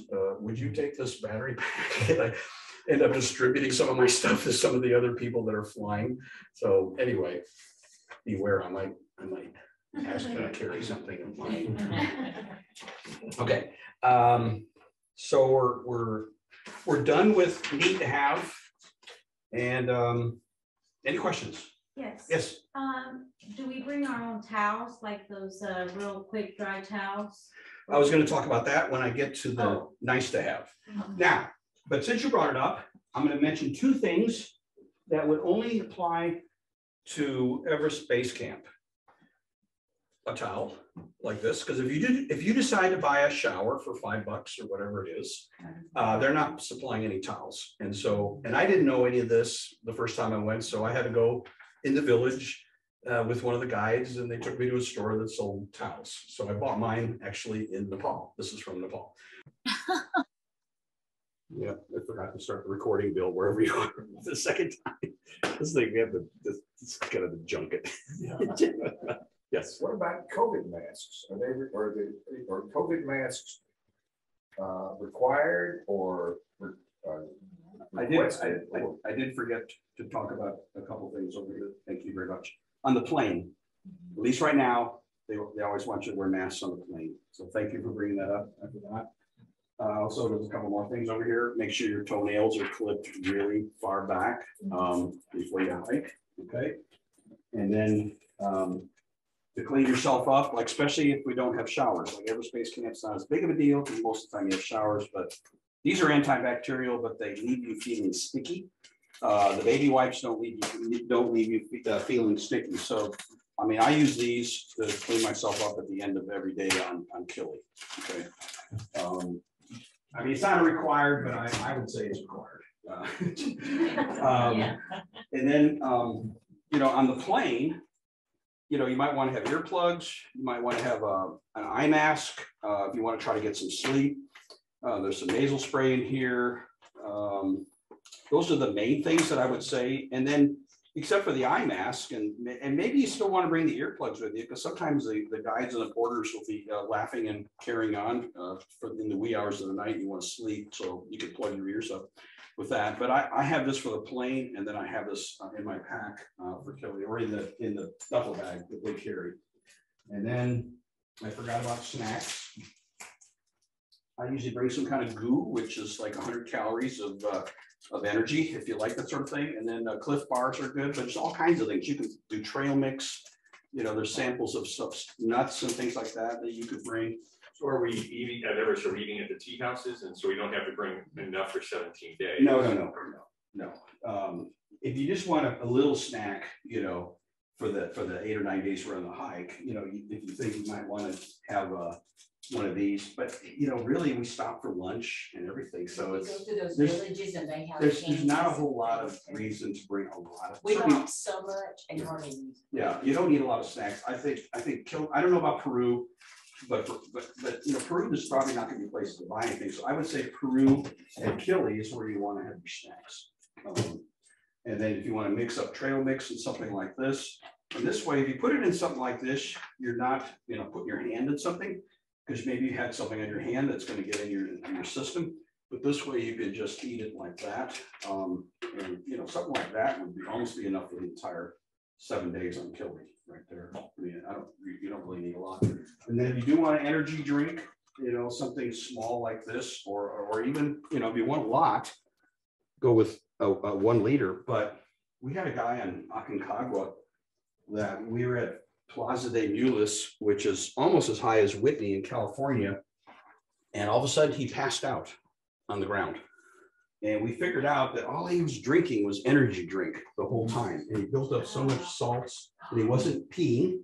And remember? Oh yeah. Len. Yeah. So they have doctors there at Plaza de Mulas, and it's like the second largest base camp in the world after Everest Base Camp. So they have all these people there checking on people, and they couldn't find anything wrong with him. And the only thing he said, we finally figured out he wasn't drinking any just pure water. He was just drinking energy drink the whole time. Wired up on caffeine. Yeah. And so he wasn't releasing any fluids from his body.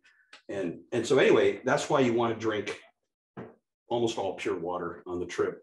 But a little energy drink is okay. You know, you just want to not overdo it.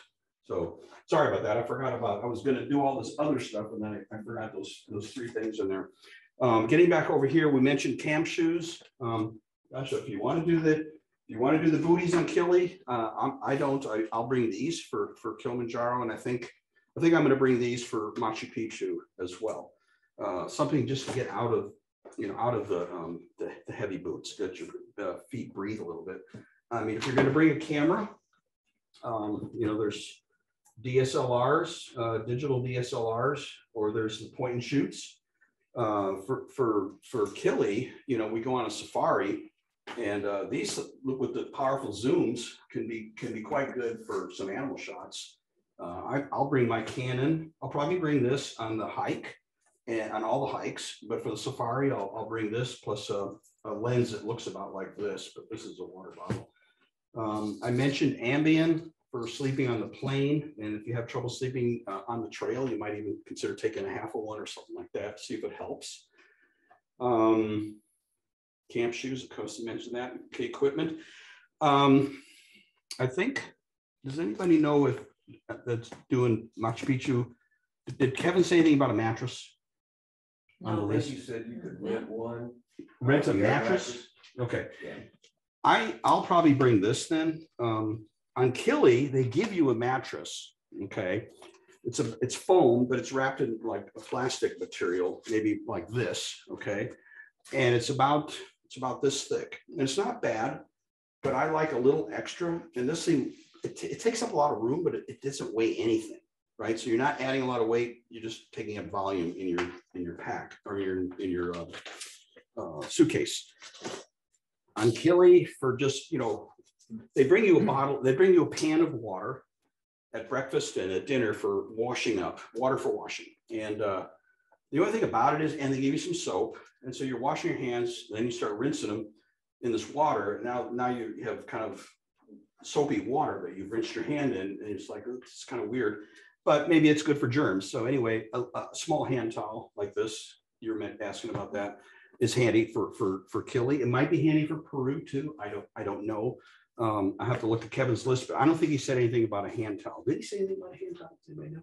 On that one? I don't think so. Okay. Okay, so this only applies to Kili.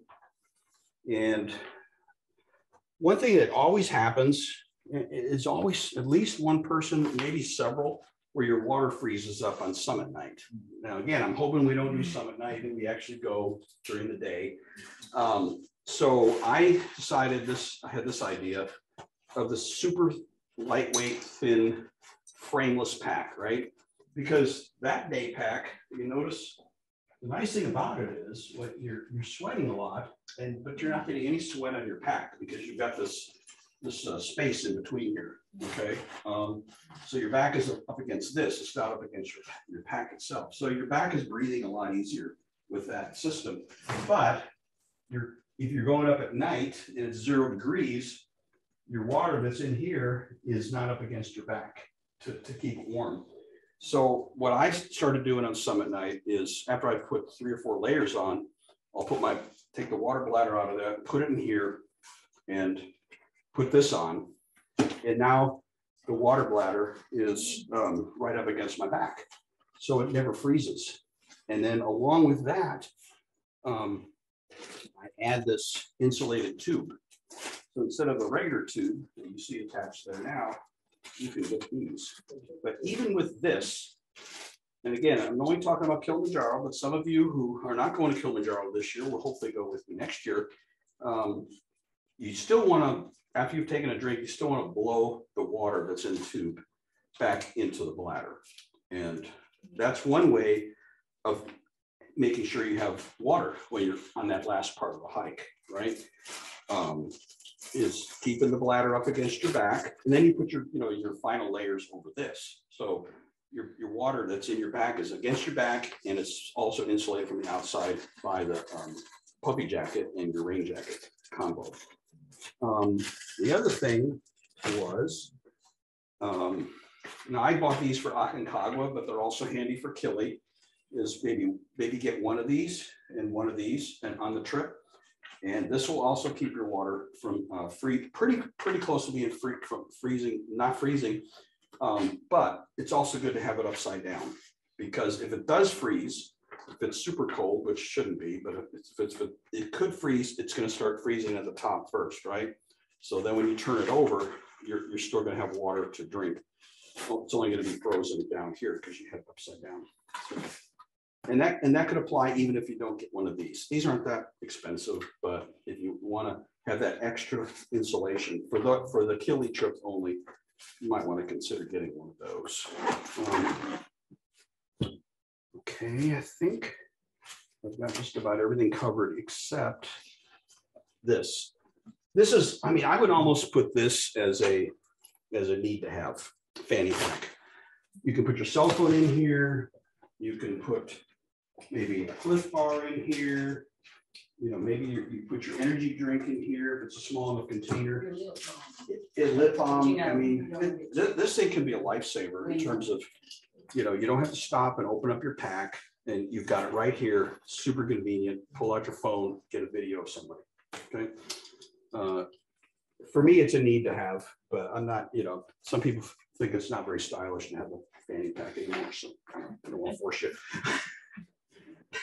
Somebody was going to ask a question? Yes, David. Poopy bags. Do you have to have, what are the rules on each of the mountains now? There's no rule. On Everest, you're always going to have a bathroom, and on Kili, there's no rule. In Peru? I don't know about Peru. Kevin, but I've seen on the Kevin hasn't said anything. Rainbow Mountains a bit only because it's very short hike. Short hike to that. Yeah, we have to stop. But I wonder about along the trail to Cusco. Where's Garrett? Garrett, do you remember? This is kind of a bathroom question again. I never had to use one, so I don't think so. Okay, but in camp, I mean, did they set up porta potties in tents on the camp, or did you just go off in the bushes? Ooh. I don't know. I saw the movies, the video. I look at it and they already are camping. They have tents, but they are also like in private little houses. Oh, they did. And I think that is going to be like little, yeah. Okay. You know, in Aconcagua, you know, we had to carry it back with us. Yeah, Aconcagua, you had to carry it out, or at least pack it up. Carry it out. Yeah. Just carry it. Yeah. So you're not losing any weight. You're actually gaining weight on the trip. Okay, so I mentioned the camp shoes, lightweight gloves. I mentioned the extra pad if you think you might want that comfort, at least for Kili and potentially for, I guess, Peru. I should maybe pass that one out. Let me pass out the Peru and the Everest lists. But only take one if you're going on one of those trips, okay? Because I only printed enough that would pretty much cover, you know, just the people that were going on those trips. So who's going to Rainbow Mountain and Machu Picchu? Okay, there. These are on the website. Yeah, and these are on the website. We did Peru. Anybody else for Peru here? Yeah, you guys. Yeah. Okay. Thank you. Okay. And then Everest Base Camp. Rowing.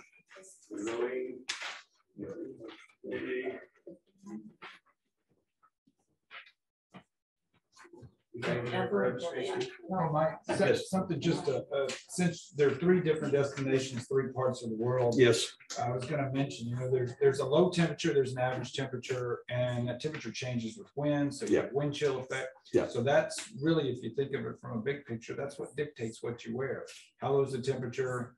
What's the average and what's the wind chill? And then you mentioned about, I guess, in Kili where you get the dust, the llama. And Kili in 2018, 2 days before we left. So it was the earliest we've ever done Kili. And it was at the very tail end of the rainy season. But I get this email from the guide company saying, bring crampons. So where are we going to get crampons in June in Houston 2 days before? There's no way you're going to get them, right? So I wrote back, I said, you know, you guys are going to have to come up with them. We just can't get them at this late a date. And they said there was like a huge snowfall on Kili. And then coincidentally, we get up around 11 p.m., get all of our gear on, have a snack, and we start to, but about 2 hours before that, about 10 p.m., before we actually started hiking, the wind started blowing.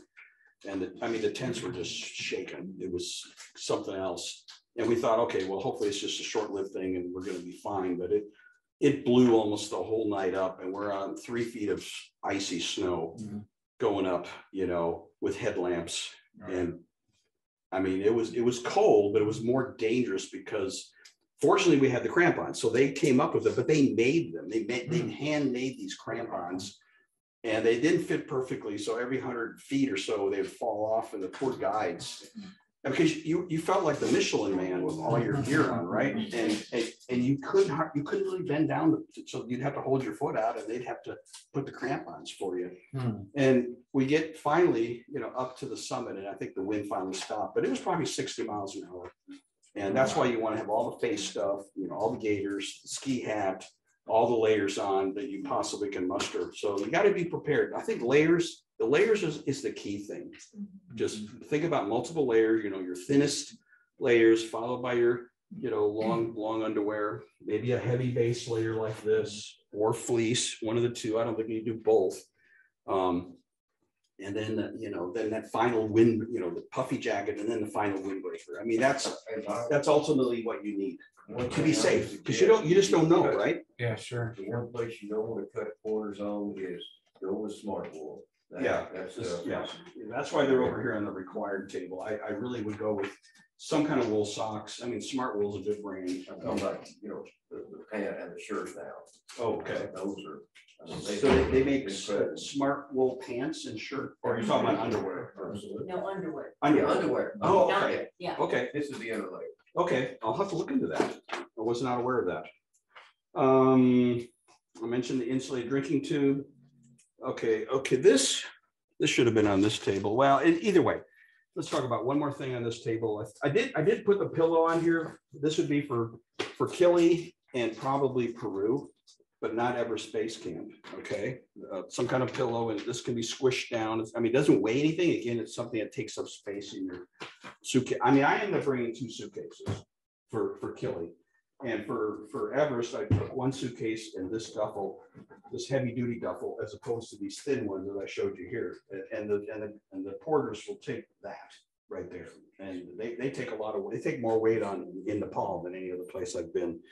But the pillow's handy for probably Peru and certainly for Kili. The other alternative to a pillow is just a stuff bag, right? You put your dirty clothes in there, or maybe at the beginning you put clean clothes in there. And if you turn it inside out, this particular one from REI is great because it's fleece on this side. So, put your dirty clothes in there because it's plastic, protects it, and then you got something comfortable to sleep on. So this takes up a lot less space and certainly doesn't weigh any more than that pillow. So that's the alternative to that. And if you want to bring a dirty clothes bag, I mean, that may not be enough for the whole trip, depending on which trip. I mean, I bring a pretty good sized dirty clothes bag on Kilimanjaro because it's, 7 days. And same thing with Everest Base Camp. I bring this for those 2 trips. Peru, I don't think you need this big a one because we're not on the trail as much. Okay. Oh, flip-flops. Somebody mentioned flip-flops earlier. So like certainly in Malawi, if you're on the Kili trip, if you're taking showers at Everest Base Camp or in the hotels, Safari Lodge in Tanzania, you don't know who's been in there before, and this keeps your feet from, first of all, slipping and maybe picking up a fungus or something like that, or a wart. This will protect your feet from all that. And the other thing, locks, I wouldn't say it's required, but I'm definitely going to bring these little TSA locks, and that way they can get into your bags, the government officials if they need to. But if somebody really wanted to, they can cut it off, but it's going to deter people. But these are, I put these on all my stuff. And I think I even put it on my carry-on bag because I have all my camera equipment in there. It's up in the overhead bin and I might be sleeping and somebody might, get wandering hands. It's never happened, but it's very unlikely. Now this is really a nice to have thing. So this is called a Lucy Light. And somebody gave me this as a gift after 2015 Kili trip because it's solar on one side, okay.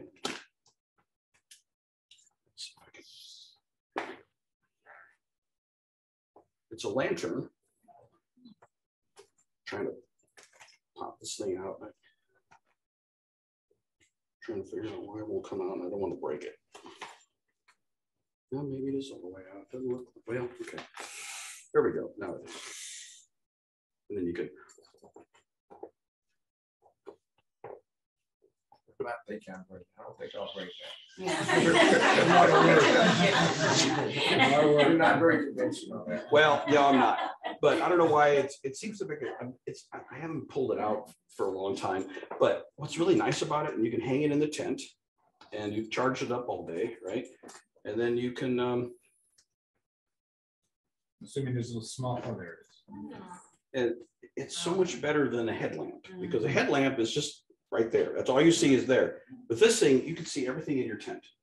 And I think it's like 10 or 15. You can have flashlight too. Yeah, well, flashlight, but if you have a flashlight, one hand is being used for the flashlight and it's only pointing at whatever you're pointing at. With this, you got both hands free and the whole tent is lit up. So it's either a nice to have or a consider to have. I don't know, it's not a requirement, but it's certainly a convenient thing. And you know, I didn't get all this stuff the very first time I did this hiking, right? This took years of accumulating. So I know it may seem intimidating to a lot of you to look at all this stuff, but so, you know, again, some of this stuff can be rented. Like I know Zara, it's also emergency light. Look at that. Okay. I think that more or less, okay, yeah. Ziploc bags are really nice to have to put all your clothes in and to keep them clean on the trip. And they come in, you know, 2.5 gallon, 1 gallon, quart size, and even smaller. So, but it's illegal to bring plastic bags into Tanzania. However, they don't seem to bother Ziplocs. So as long as you have stuff in the Ziplocs, they won't mess with it at the airport. But we had one couple in 2019, the Ashbys, they had a whole box of these. So they hadn't put anything in them yet. They thought, well, they would just pack when they got to Tanzania. Well, they confiscated. The airport took the entire box of Ziploc bags that were unused. So, but they just have this, because if you go to Tanzania, sometimes, you know, drive along the road, there's just like millions of plastic bags. You know, it's a mess, right? So they're trying to clean the country up, and so they've made it illegal to bring plastic bags into the country. So when I was at Zara, I came back from the hike. I said, can you guys dispose of some of these for me? They were all kind of used up. I really didn't need them anymore. And they said, no, it'd be better if you just took them out with you. So I just took them out with you. So anyway, plastic, those are really good for you know, bringing all your stuff, packing all your stuff, keeping it clean as best as you can.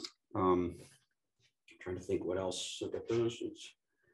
I already mentioned the personal toiletries. You know, really that's a need to have. I have it on the nice to have, but and the wipes and all that stuff over there. I mentioned that already. The hand towel.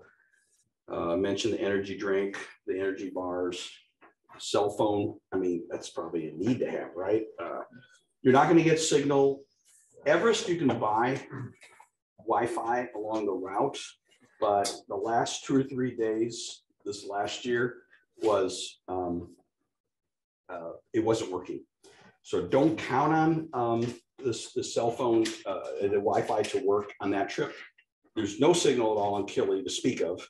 There might be a little bit now and then. Peru, I have no idea. Do you need a SIM card at Everest? Do you get that like in Kathmandu? I just used the SIM card that's in my cell phone.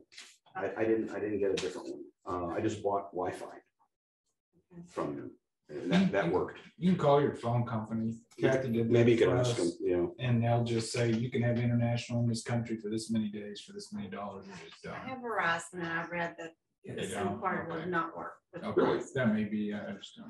Yeah, I have Verizon, and they say as soon as I start texting or emailing, they start charging $10 a day or something like that. I mean, just $10 for that day. And then if you skip 2 or 3 days, they don't charge you for those days. But if you text, so if you're going to do some texting or anything like that with Verizon, try to do them all, a lot of them on one day, and then, you know, that'll keep the charges down. Okay. You know. $10 a day is not a huge. No, it's not bad. Hand and foot warmers, again, that would only apply to Kili, and I don't even use them anymore. I'll just tell you right now.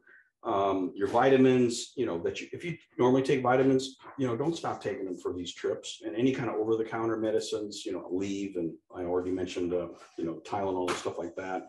I would just, you know, bring all that stuff with you. Saline nasal spray is really good to help with all the dust and to prevent sinus infections. Okay, the last thing would be consider to have the down jacket. I would not even consider that anymore. That was the one that I was using the first 2 years. It was just so hot, I just stopped using it. You know, maybe an extra thing like a hoodie that's thin. In other words, it's not as thick as this thing right here that I showed you a little while ago, but you know, just some thin hoodie thing. Like these fleece things, these ones I have don't have a hood, but this is Cabela's. I got this at Cabela's, and I don't even use it every year, but I bring it just in case. So that's kind of a, you know, consider to have something like that with you. If you really want to be in touch with people on Kilimanjaro, you can get a Garmin and buy a service, and you can text through the Garmin. You can let people know you're on a trip with the Garmin. And what else we have? Okay, these are really nice for trekking. You're not leaving, are you? I can't go. I want to get a picture before anybody leaves. Okay. How long can you stay? 5 minutes. Okay, 5 minutes. I think I'm done. Okay. Okay. These are these super thin, lightweight trekking gloves, I call them. They're really not for warmth. They're more for protection from the sun. A couple of years in a row, I got these big splotches on my right hand for some reason. And I thought, well, I couldn't figure out what it was because it would go away as soon as we got off of the mountain. So I thought, well, maybe it's the sun. So sure enough, I bought these Arc'teryx trekking gloves. And when I wear those, I never get any of those splotches anymore. And they're just really nice. This is a urinal receptacle. So if you don't want to get out of your tent, especially on the hikes, not so much Everspace Camp, but even in Everspace Camp, you don't want to go down the hall to the community bathroom. You got a pee bottle here. So anyway, and there's something on here for the ladies regarding that, and I'll let you guys just read that. It's called there's a Go Girl, and there's also something called a pee styler. So I've never seen one of those, either of them. I'll just tell you that if you don't want to get out of your tent on Kilimanjaro because it's 10 degrees out, you're going to be glad you have that. But on the other hand, you get out of your tent at 12,000 feet and the heavens are declaring the glory of the Lord, because it's going to be incredible. It knocks your socks off. The beauty at that elevation and higher is incredible. So maybe you just don't get the pee bottle and just go outside.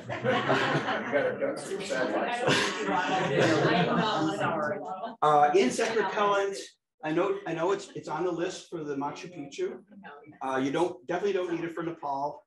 You might want to bring it for Kilimanjaro and Malawi, but it is the dry season, and the only place that you really see any significant number of mosquitoes, and it doesn't even happen every year, is when we're at Springlands Hotel for 2 nights. One night after the safari's over, and then one night after we've gotten off the climb. It's the lowest elevation will be in Africa, and so that's why you might run into a few mosquitoes. So you might want to bring some. I don't use it anymore.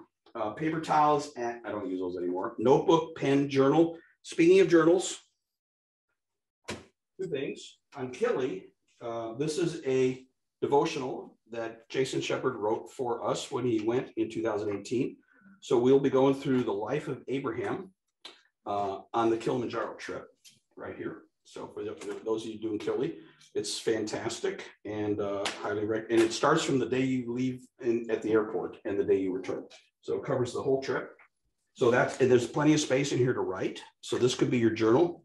But it's not. It's designed for that trip. We don't have something like that for EBC or Machu Picchu. But maybe one day I'll talk him into writing one for each of those trips as well. So if you're not doing Kili, why don't you bring your own deal?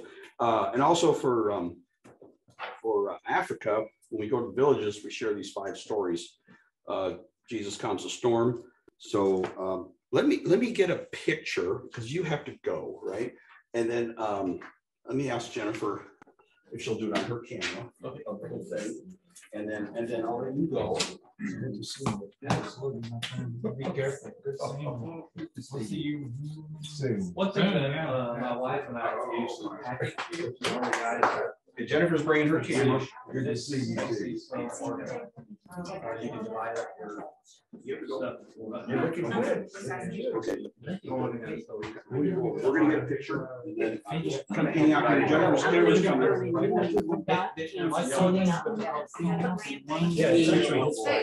Yeah, I heard that David was involved and I knew about that. Can I give it to you now, Mike? Okay, I'll stay in my pocket. Later. Yeah, we can talk about that.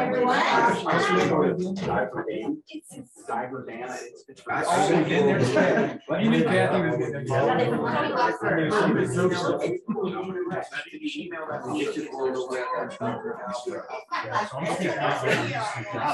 Oh, no, man. Okay, Jennifer, here. Okay, we need a, you're gonna stand here. And everybody needs to face this way. Where's your phone? You have to do it on your phone because we're recording this on that other phone. Okay. Okay, one more second. Jennifer doesn't have a phone. I gotta go get my phone so I can take a picture. I didn't know that. Okay, while she's getting the phone, let me tell you a story. This is a true story from the Word of God. At the end of the day, when evening had come, Jesus said, "Let us go across to the other side of the lake."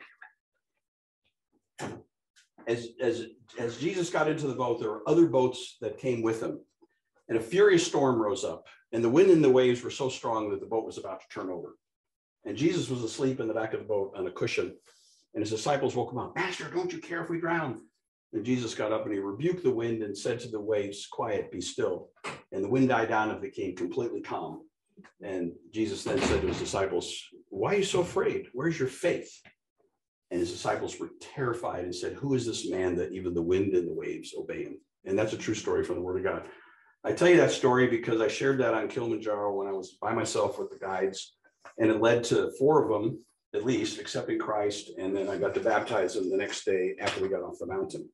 So because they were going through the same storm all of us were in COVID year, right? Everything was shut down. I was their first client. This was October, since January. They had no business. And so I was able to use that story. And so that's one of 5 stories we share in Malawi when we go there. But I just want you guys to think, you're looking at all this equipment and you're probably starting to worry. Just don't worry. Jesus has got it. Just do everything you can to prepare, and God's going to order your steps and you're going to be fine. So anyway, let's see. You have the ability to do wide on here? Probably not. Really? Okay, I don't have to do this. Okay, so everybody needs to kind of like this. Some people can sit on the chairs if they want. That way we have different elevations. So see right here. I'm gonna do this thing. What? No, just the right angle. Oh yeah. Can you do it on here? Yeah. So there's a point. It's on 0.5. Right. Okay. Yeah. So just take it on his, and then he can. You can airdrop it to me. Okay. Okay. So. Oh, that's great. Wait a minute. Oh, I better not. Okay. Can I get close? I don't think I'm gonna get it. Wait a minute. Okay, make sure you can. Bill, you should get in here. Come on, get in here. There's a whole spot. Okay, make sure I got everybody. Okay, there's Bill. Bill, okay. I'm trying to get as close as I can and get everybody in here. Come on, guys. Everybody in? Can you all see those 3 camera lenses? Okay, 1, 2, 3. Cheese. Cheese. Cheese. Okay, you look at it and see what you're gonna do. It's probably fine. Okay. Oh, it's fantastic. Okay, thank you. We'll get it later. Yes. Okay, I'm almost done. Let me finish up. Those of you that, everybody's trying to raise money, right? Yeah. Everybody's trying to raise money. So one of the things I do every year is I tell people I'm going to put them on my list, on my pack. Yes, thanks for coming. Thank you. Yeah, thanks a lot. Yeah. I think, Desiree's going on. Desiree's going? Yeah, she already bought the ticket. Which one? Everest.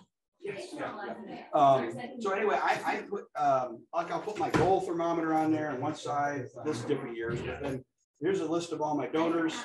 And then this last year I even did a prayer list. So every time somebody donated, I'd tell them, is there something I could pray for you on the hike? And so I created a prayer list of all the donors. Not everybody gave me a prayer request, but it's something to think about. When you're thinking about your donors and praying for your donors, is have a list with you. So anyway, it's just a thing to consider. the last thing I think is this. So if you want to take a lot of good video with your iPhone, you can get one of these Osmos right here, Osmo, and it opens up. And it's another thing to charge, right? So, I mean, I end up bringing about 4 of these battery packs with me on Kili because there's no place to charge. And of course, I can't remember how to open it, but basically, you put your phone in here, and then you can. I know there's a way. I didn't use it on my last trip. I was trying to minimize weight, but anyway, it'll open up, and well, here we go. So that's how it is. And then you put your phone in there, and then and you can turn it on from here, and it'll be really steady. Like if you're wanting to pan some of the the scenery or the people hiking, and it keeps it really smooth. So if you're into taking a lot of video, this is a nice little toy to add to your collection. So I think let me look at the let me look at the list. That's not it. Looking for my list, my notes. That's yours. Okay, here's mine. Okay. So on Kevin's list, he mentions baseball cap or wide-brimmed hat. I mean, baseball cap could be handy if it's in heavily forested areas, but I wouldn't bring just the baseball cap. I would bring the wide-brimmed hat in addition.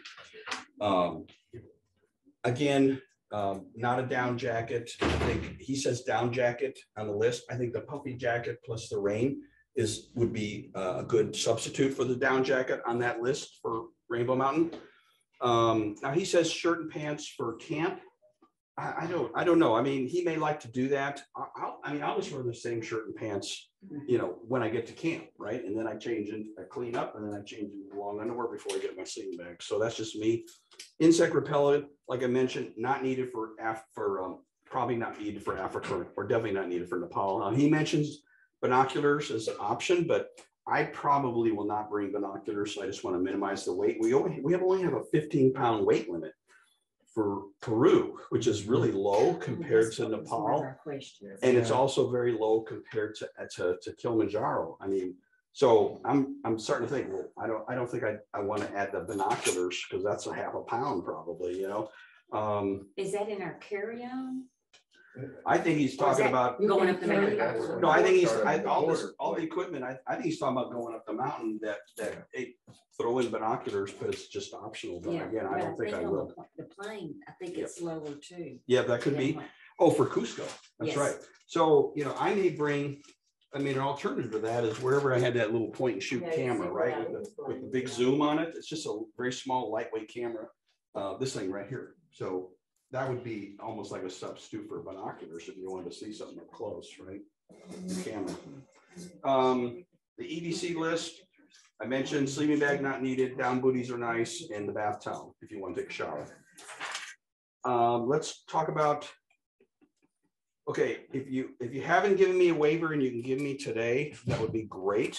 Leave them somewhere. And then I do need probably still some fundraise. I think you sent me yours, and Garrett, you sent me yours, wherever Garrett is. There's still a few people I don't have bios and photos for. Okay. Okay. But it's coming. It'll be to you tomorrow. Tomorrow? Okay, perfect. Now, do you need the bios for EB? I know. No, just one. You're on multiple mountains team. That's right. Yeah, because you're doing more than one, and so is David Klein. So you guys are in good shape, I think. What about EBC? What's the deadline there? If they're just doing EBC, I mean, Terry's going to be. Yeah. I would say, the sooner you do it, the earlier you can start fundraising. It's up to you, right? Yes, I'm working on it this weekend. Okay. I went and read some bios last night. Yeah, on the website, right? Yes. Yeah. There's all kinds of examples out there. If you're intimidated, just go look at what other people have written. You all have your own unique story in God's, plan, and so just think about your experience up to this point. And I mean, I didn't say anything about Eva, but I other than she's my personal trainer for 5 years, but she escaped from communist Germany, right? Or communist Czechoslovakia. He wrote it and I fixed it. I mean, after 5 years, she's told me all these stories of growing up in a communist country. Surprised because I was laughing how he was. I kept bugging her about writing the bio, and then finally I said, I'll just write it for you. You've told me everything. And, there was a few things we had to correct. Like I thought her husband was working in Germany when she met him. No, he was No, actually he there was on on vacation. So vacation, yeah. but you have to read her was very bio. romantic. It's very, her bio is very inspiring. And you'll know why you don't want to live in a communist country after you read that. Yeah, no, thank you. So she's an inspiration to me. Yeah, it wasn't easy, yeah. So next meeting it's going to be called Preparing for Africa. So unless you're going to Africa, you don't need to come to the next meeting. This is going to be all about, the Bible story, just, some of the culture, and in Preparing for Africa, we're going to take it up a notch from what we did last year. Jason Pierce, our missions pastor, is going to go, and I talked about these Bible stories. Well, we've got these already translated into Chichewa now, which is the language of Malawi. And we're going to leave these Chichewa cards. These are flashcards with these 5 stories. We're going to leave these with the people in Malawi so they can share them, they can memorize them, and they can share them with their communities and let them do this instead of us just going, and also we're going to instead of us just always praying for them, which we do. At the end, we're going to say, would you pray for us? Would you pray for our, continued ministry and fundraising and all that stuff so we can bring more water and Jesus to more villages, right? So we want to bring them in and empower them to do the ministry. So anyway, that's good. That's part of Preparing for Africa. So anybody's welcome to come. We'll talk more about Malarone and when you take it and all that kind of stuff. I bet on the list here on the agenda, it says crosses for donations. So Paul Donnelly here is the one that makes all those crosses that you saw out there. And so anytime somebody donates $100, if they want a cross, they can pick one of those styles and you donate to his page and he'll give you a cross. Community support banner. So this is our banner from 2021. And man, we had 11 sponsors, which is more than ever. Now I see one here called CMG Financial. So I'd like to get a bunch of sponsors before we go to Peru and have this banner down there, and we hold it up by Rainbow Mountain and get our picture, all of us that are going to Peru, okay? As well as Everest Base Camp in Kilimanjaro. So, but the Peru's coming up first. So the more of these sponsors we can get before we go to Peru, the more we'll have on here, right? So anyway, if you know anybody, if you work for any companies that you tell them what you're doing, would they like to, for $500 or more, you get on here, right? And I have some forms for anybody who wants to fill one out. I'll just leave them here by the door as a corporate sponsor form. Also community, like Church Project supports it. Mercy House Global has, okay, going back to the agenda, we're almost done. 15 minutes late, sorry about that. There's a gala for Child Legacy at Church Project, Friday, March 4th. It's on your agenda, 6 p.m. If you would like to go to that, you'll learn all about what Child Legacy is doing. And they've got a great new sustainability program that they're going to introduce to everybody on that Friday, 6 p.m. Church Project. And there's a link, an Eventbrite link. So if you'd like to come, would you text or email me? Most of you may have already got my email about that, but if you haven't signed up yet and you want to go, do it because it's only 100 people. They're only limiting it to 100, and I know we have at least 50 so far. And it seems like it's filling up pretty fast. Hey, Mike, do I need to do that, or have you already done it for me this phone? No, I didn't do it for you. You have to go to that link and put one in there. Order 2 tickets if it's you and Judy. Yeah. If it's Meredith too, make sure you order 3. So whatever you decide on that. So, right. Okay, I told you Jesus calms a storm. So remember, have faith always. Never let go of Jesus. Don't worry about tomorrow. Today is enough trouble its own. And then finally, man makes plans in his heart, but God orders his steps. So, I mean, that's how my life has unfolded these last 12 years or so, for sure. And even before that, I've told people, and bad things can happen that really are for God's glory and good ultimately, right? If we're faithful, if we believe in him. I literally got laid off in the oil and gas industry 3 times on the West Coast. Once in Bakersfield, that sent me to Anchorage. After 6 years in Anchorage, I got laid off again, went back to Bakersfield. After 3 or 4 years there, got laid off again. Finally, everything was drying up on the West Coast. We wanted to be there because of our families. We ended up in Texas. And I tell people all the time that if I hadn't been laid off any one of those 3 times, I wouldn't have come to Texas, would have never gone to Africa, would have never met the guy on the plane, would have never heard about child legacy, you know, wouldn't be doing the clean water climb, and we wouldn't all be here. So, you know, if you're going through a struggle, if you're going through a hard time, God's got a plan. You know, he works all things out for good for those who love him, who are called according to his purpose. So don't ever forget that. Even when times are tough, there's a plan behind it. Just remain faithful to him. Just keep making your plans, stay faithful to him. He's going to order your steps. We got the team photo. So any questions? Sorry to run a little late. A lot of information. It's a lot of information. I hope it wasn't too confusing. You have all these lists. And so just feel free to call me, text me, email me. We need to have a little conversation, a little more clarification on anything. I mean, I think, you know, protect your head, good boots, drink 3 liters of water a day. Some would come. What? Yeah, drink lots of water. Layers, think lots of layers, and you'll be fine. And train. Yes. Oh, yeah. You have a check too. This is for Machu Picchu, right? Sure. You got mine, set ours. You gave me your Machu Picchu. Okay. So, Yeah. yeah, we have questions. Yep, go ahead, I'm good. Okay. Yeah, there was a $20 difference I still owed. I need to take care of that with Kevin because when my son back up, just, you want me to just take it? Well, if you have your checkbook and want to give it to me, I can send it to you. I'll have to get that back to you. I didn't even think about it until you just mentioned. Since, yeah, I mean, it wouldn't be worth it driving here and give it to me, or even, I mean, you could mail it to me, but I would just mail it directly to Kevin. The $20. Let me just mail it to Kevin. Yeah. That's fine. I think I've probably got his address somewhere on email. So that's fine. Do I have any waivers from anybody that I can have? I think we're done. Okay. Let me know if you have any questions, but you should be in good shape, Paul. You have everything you could possibly need already.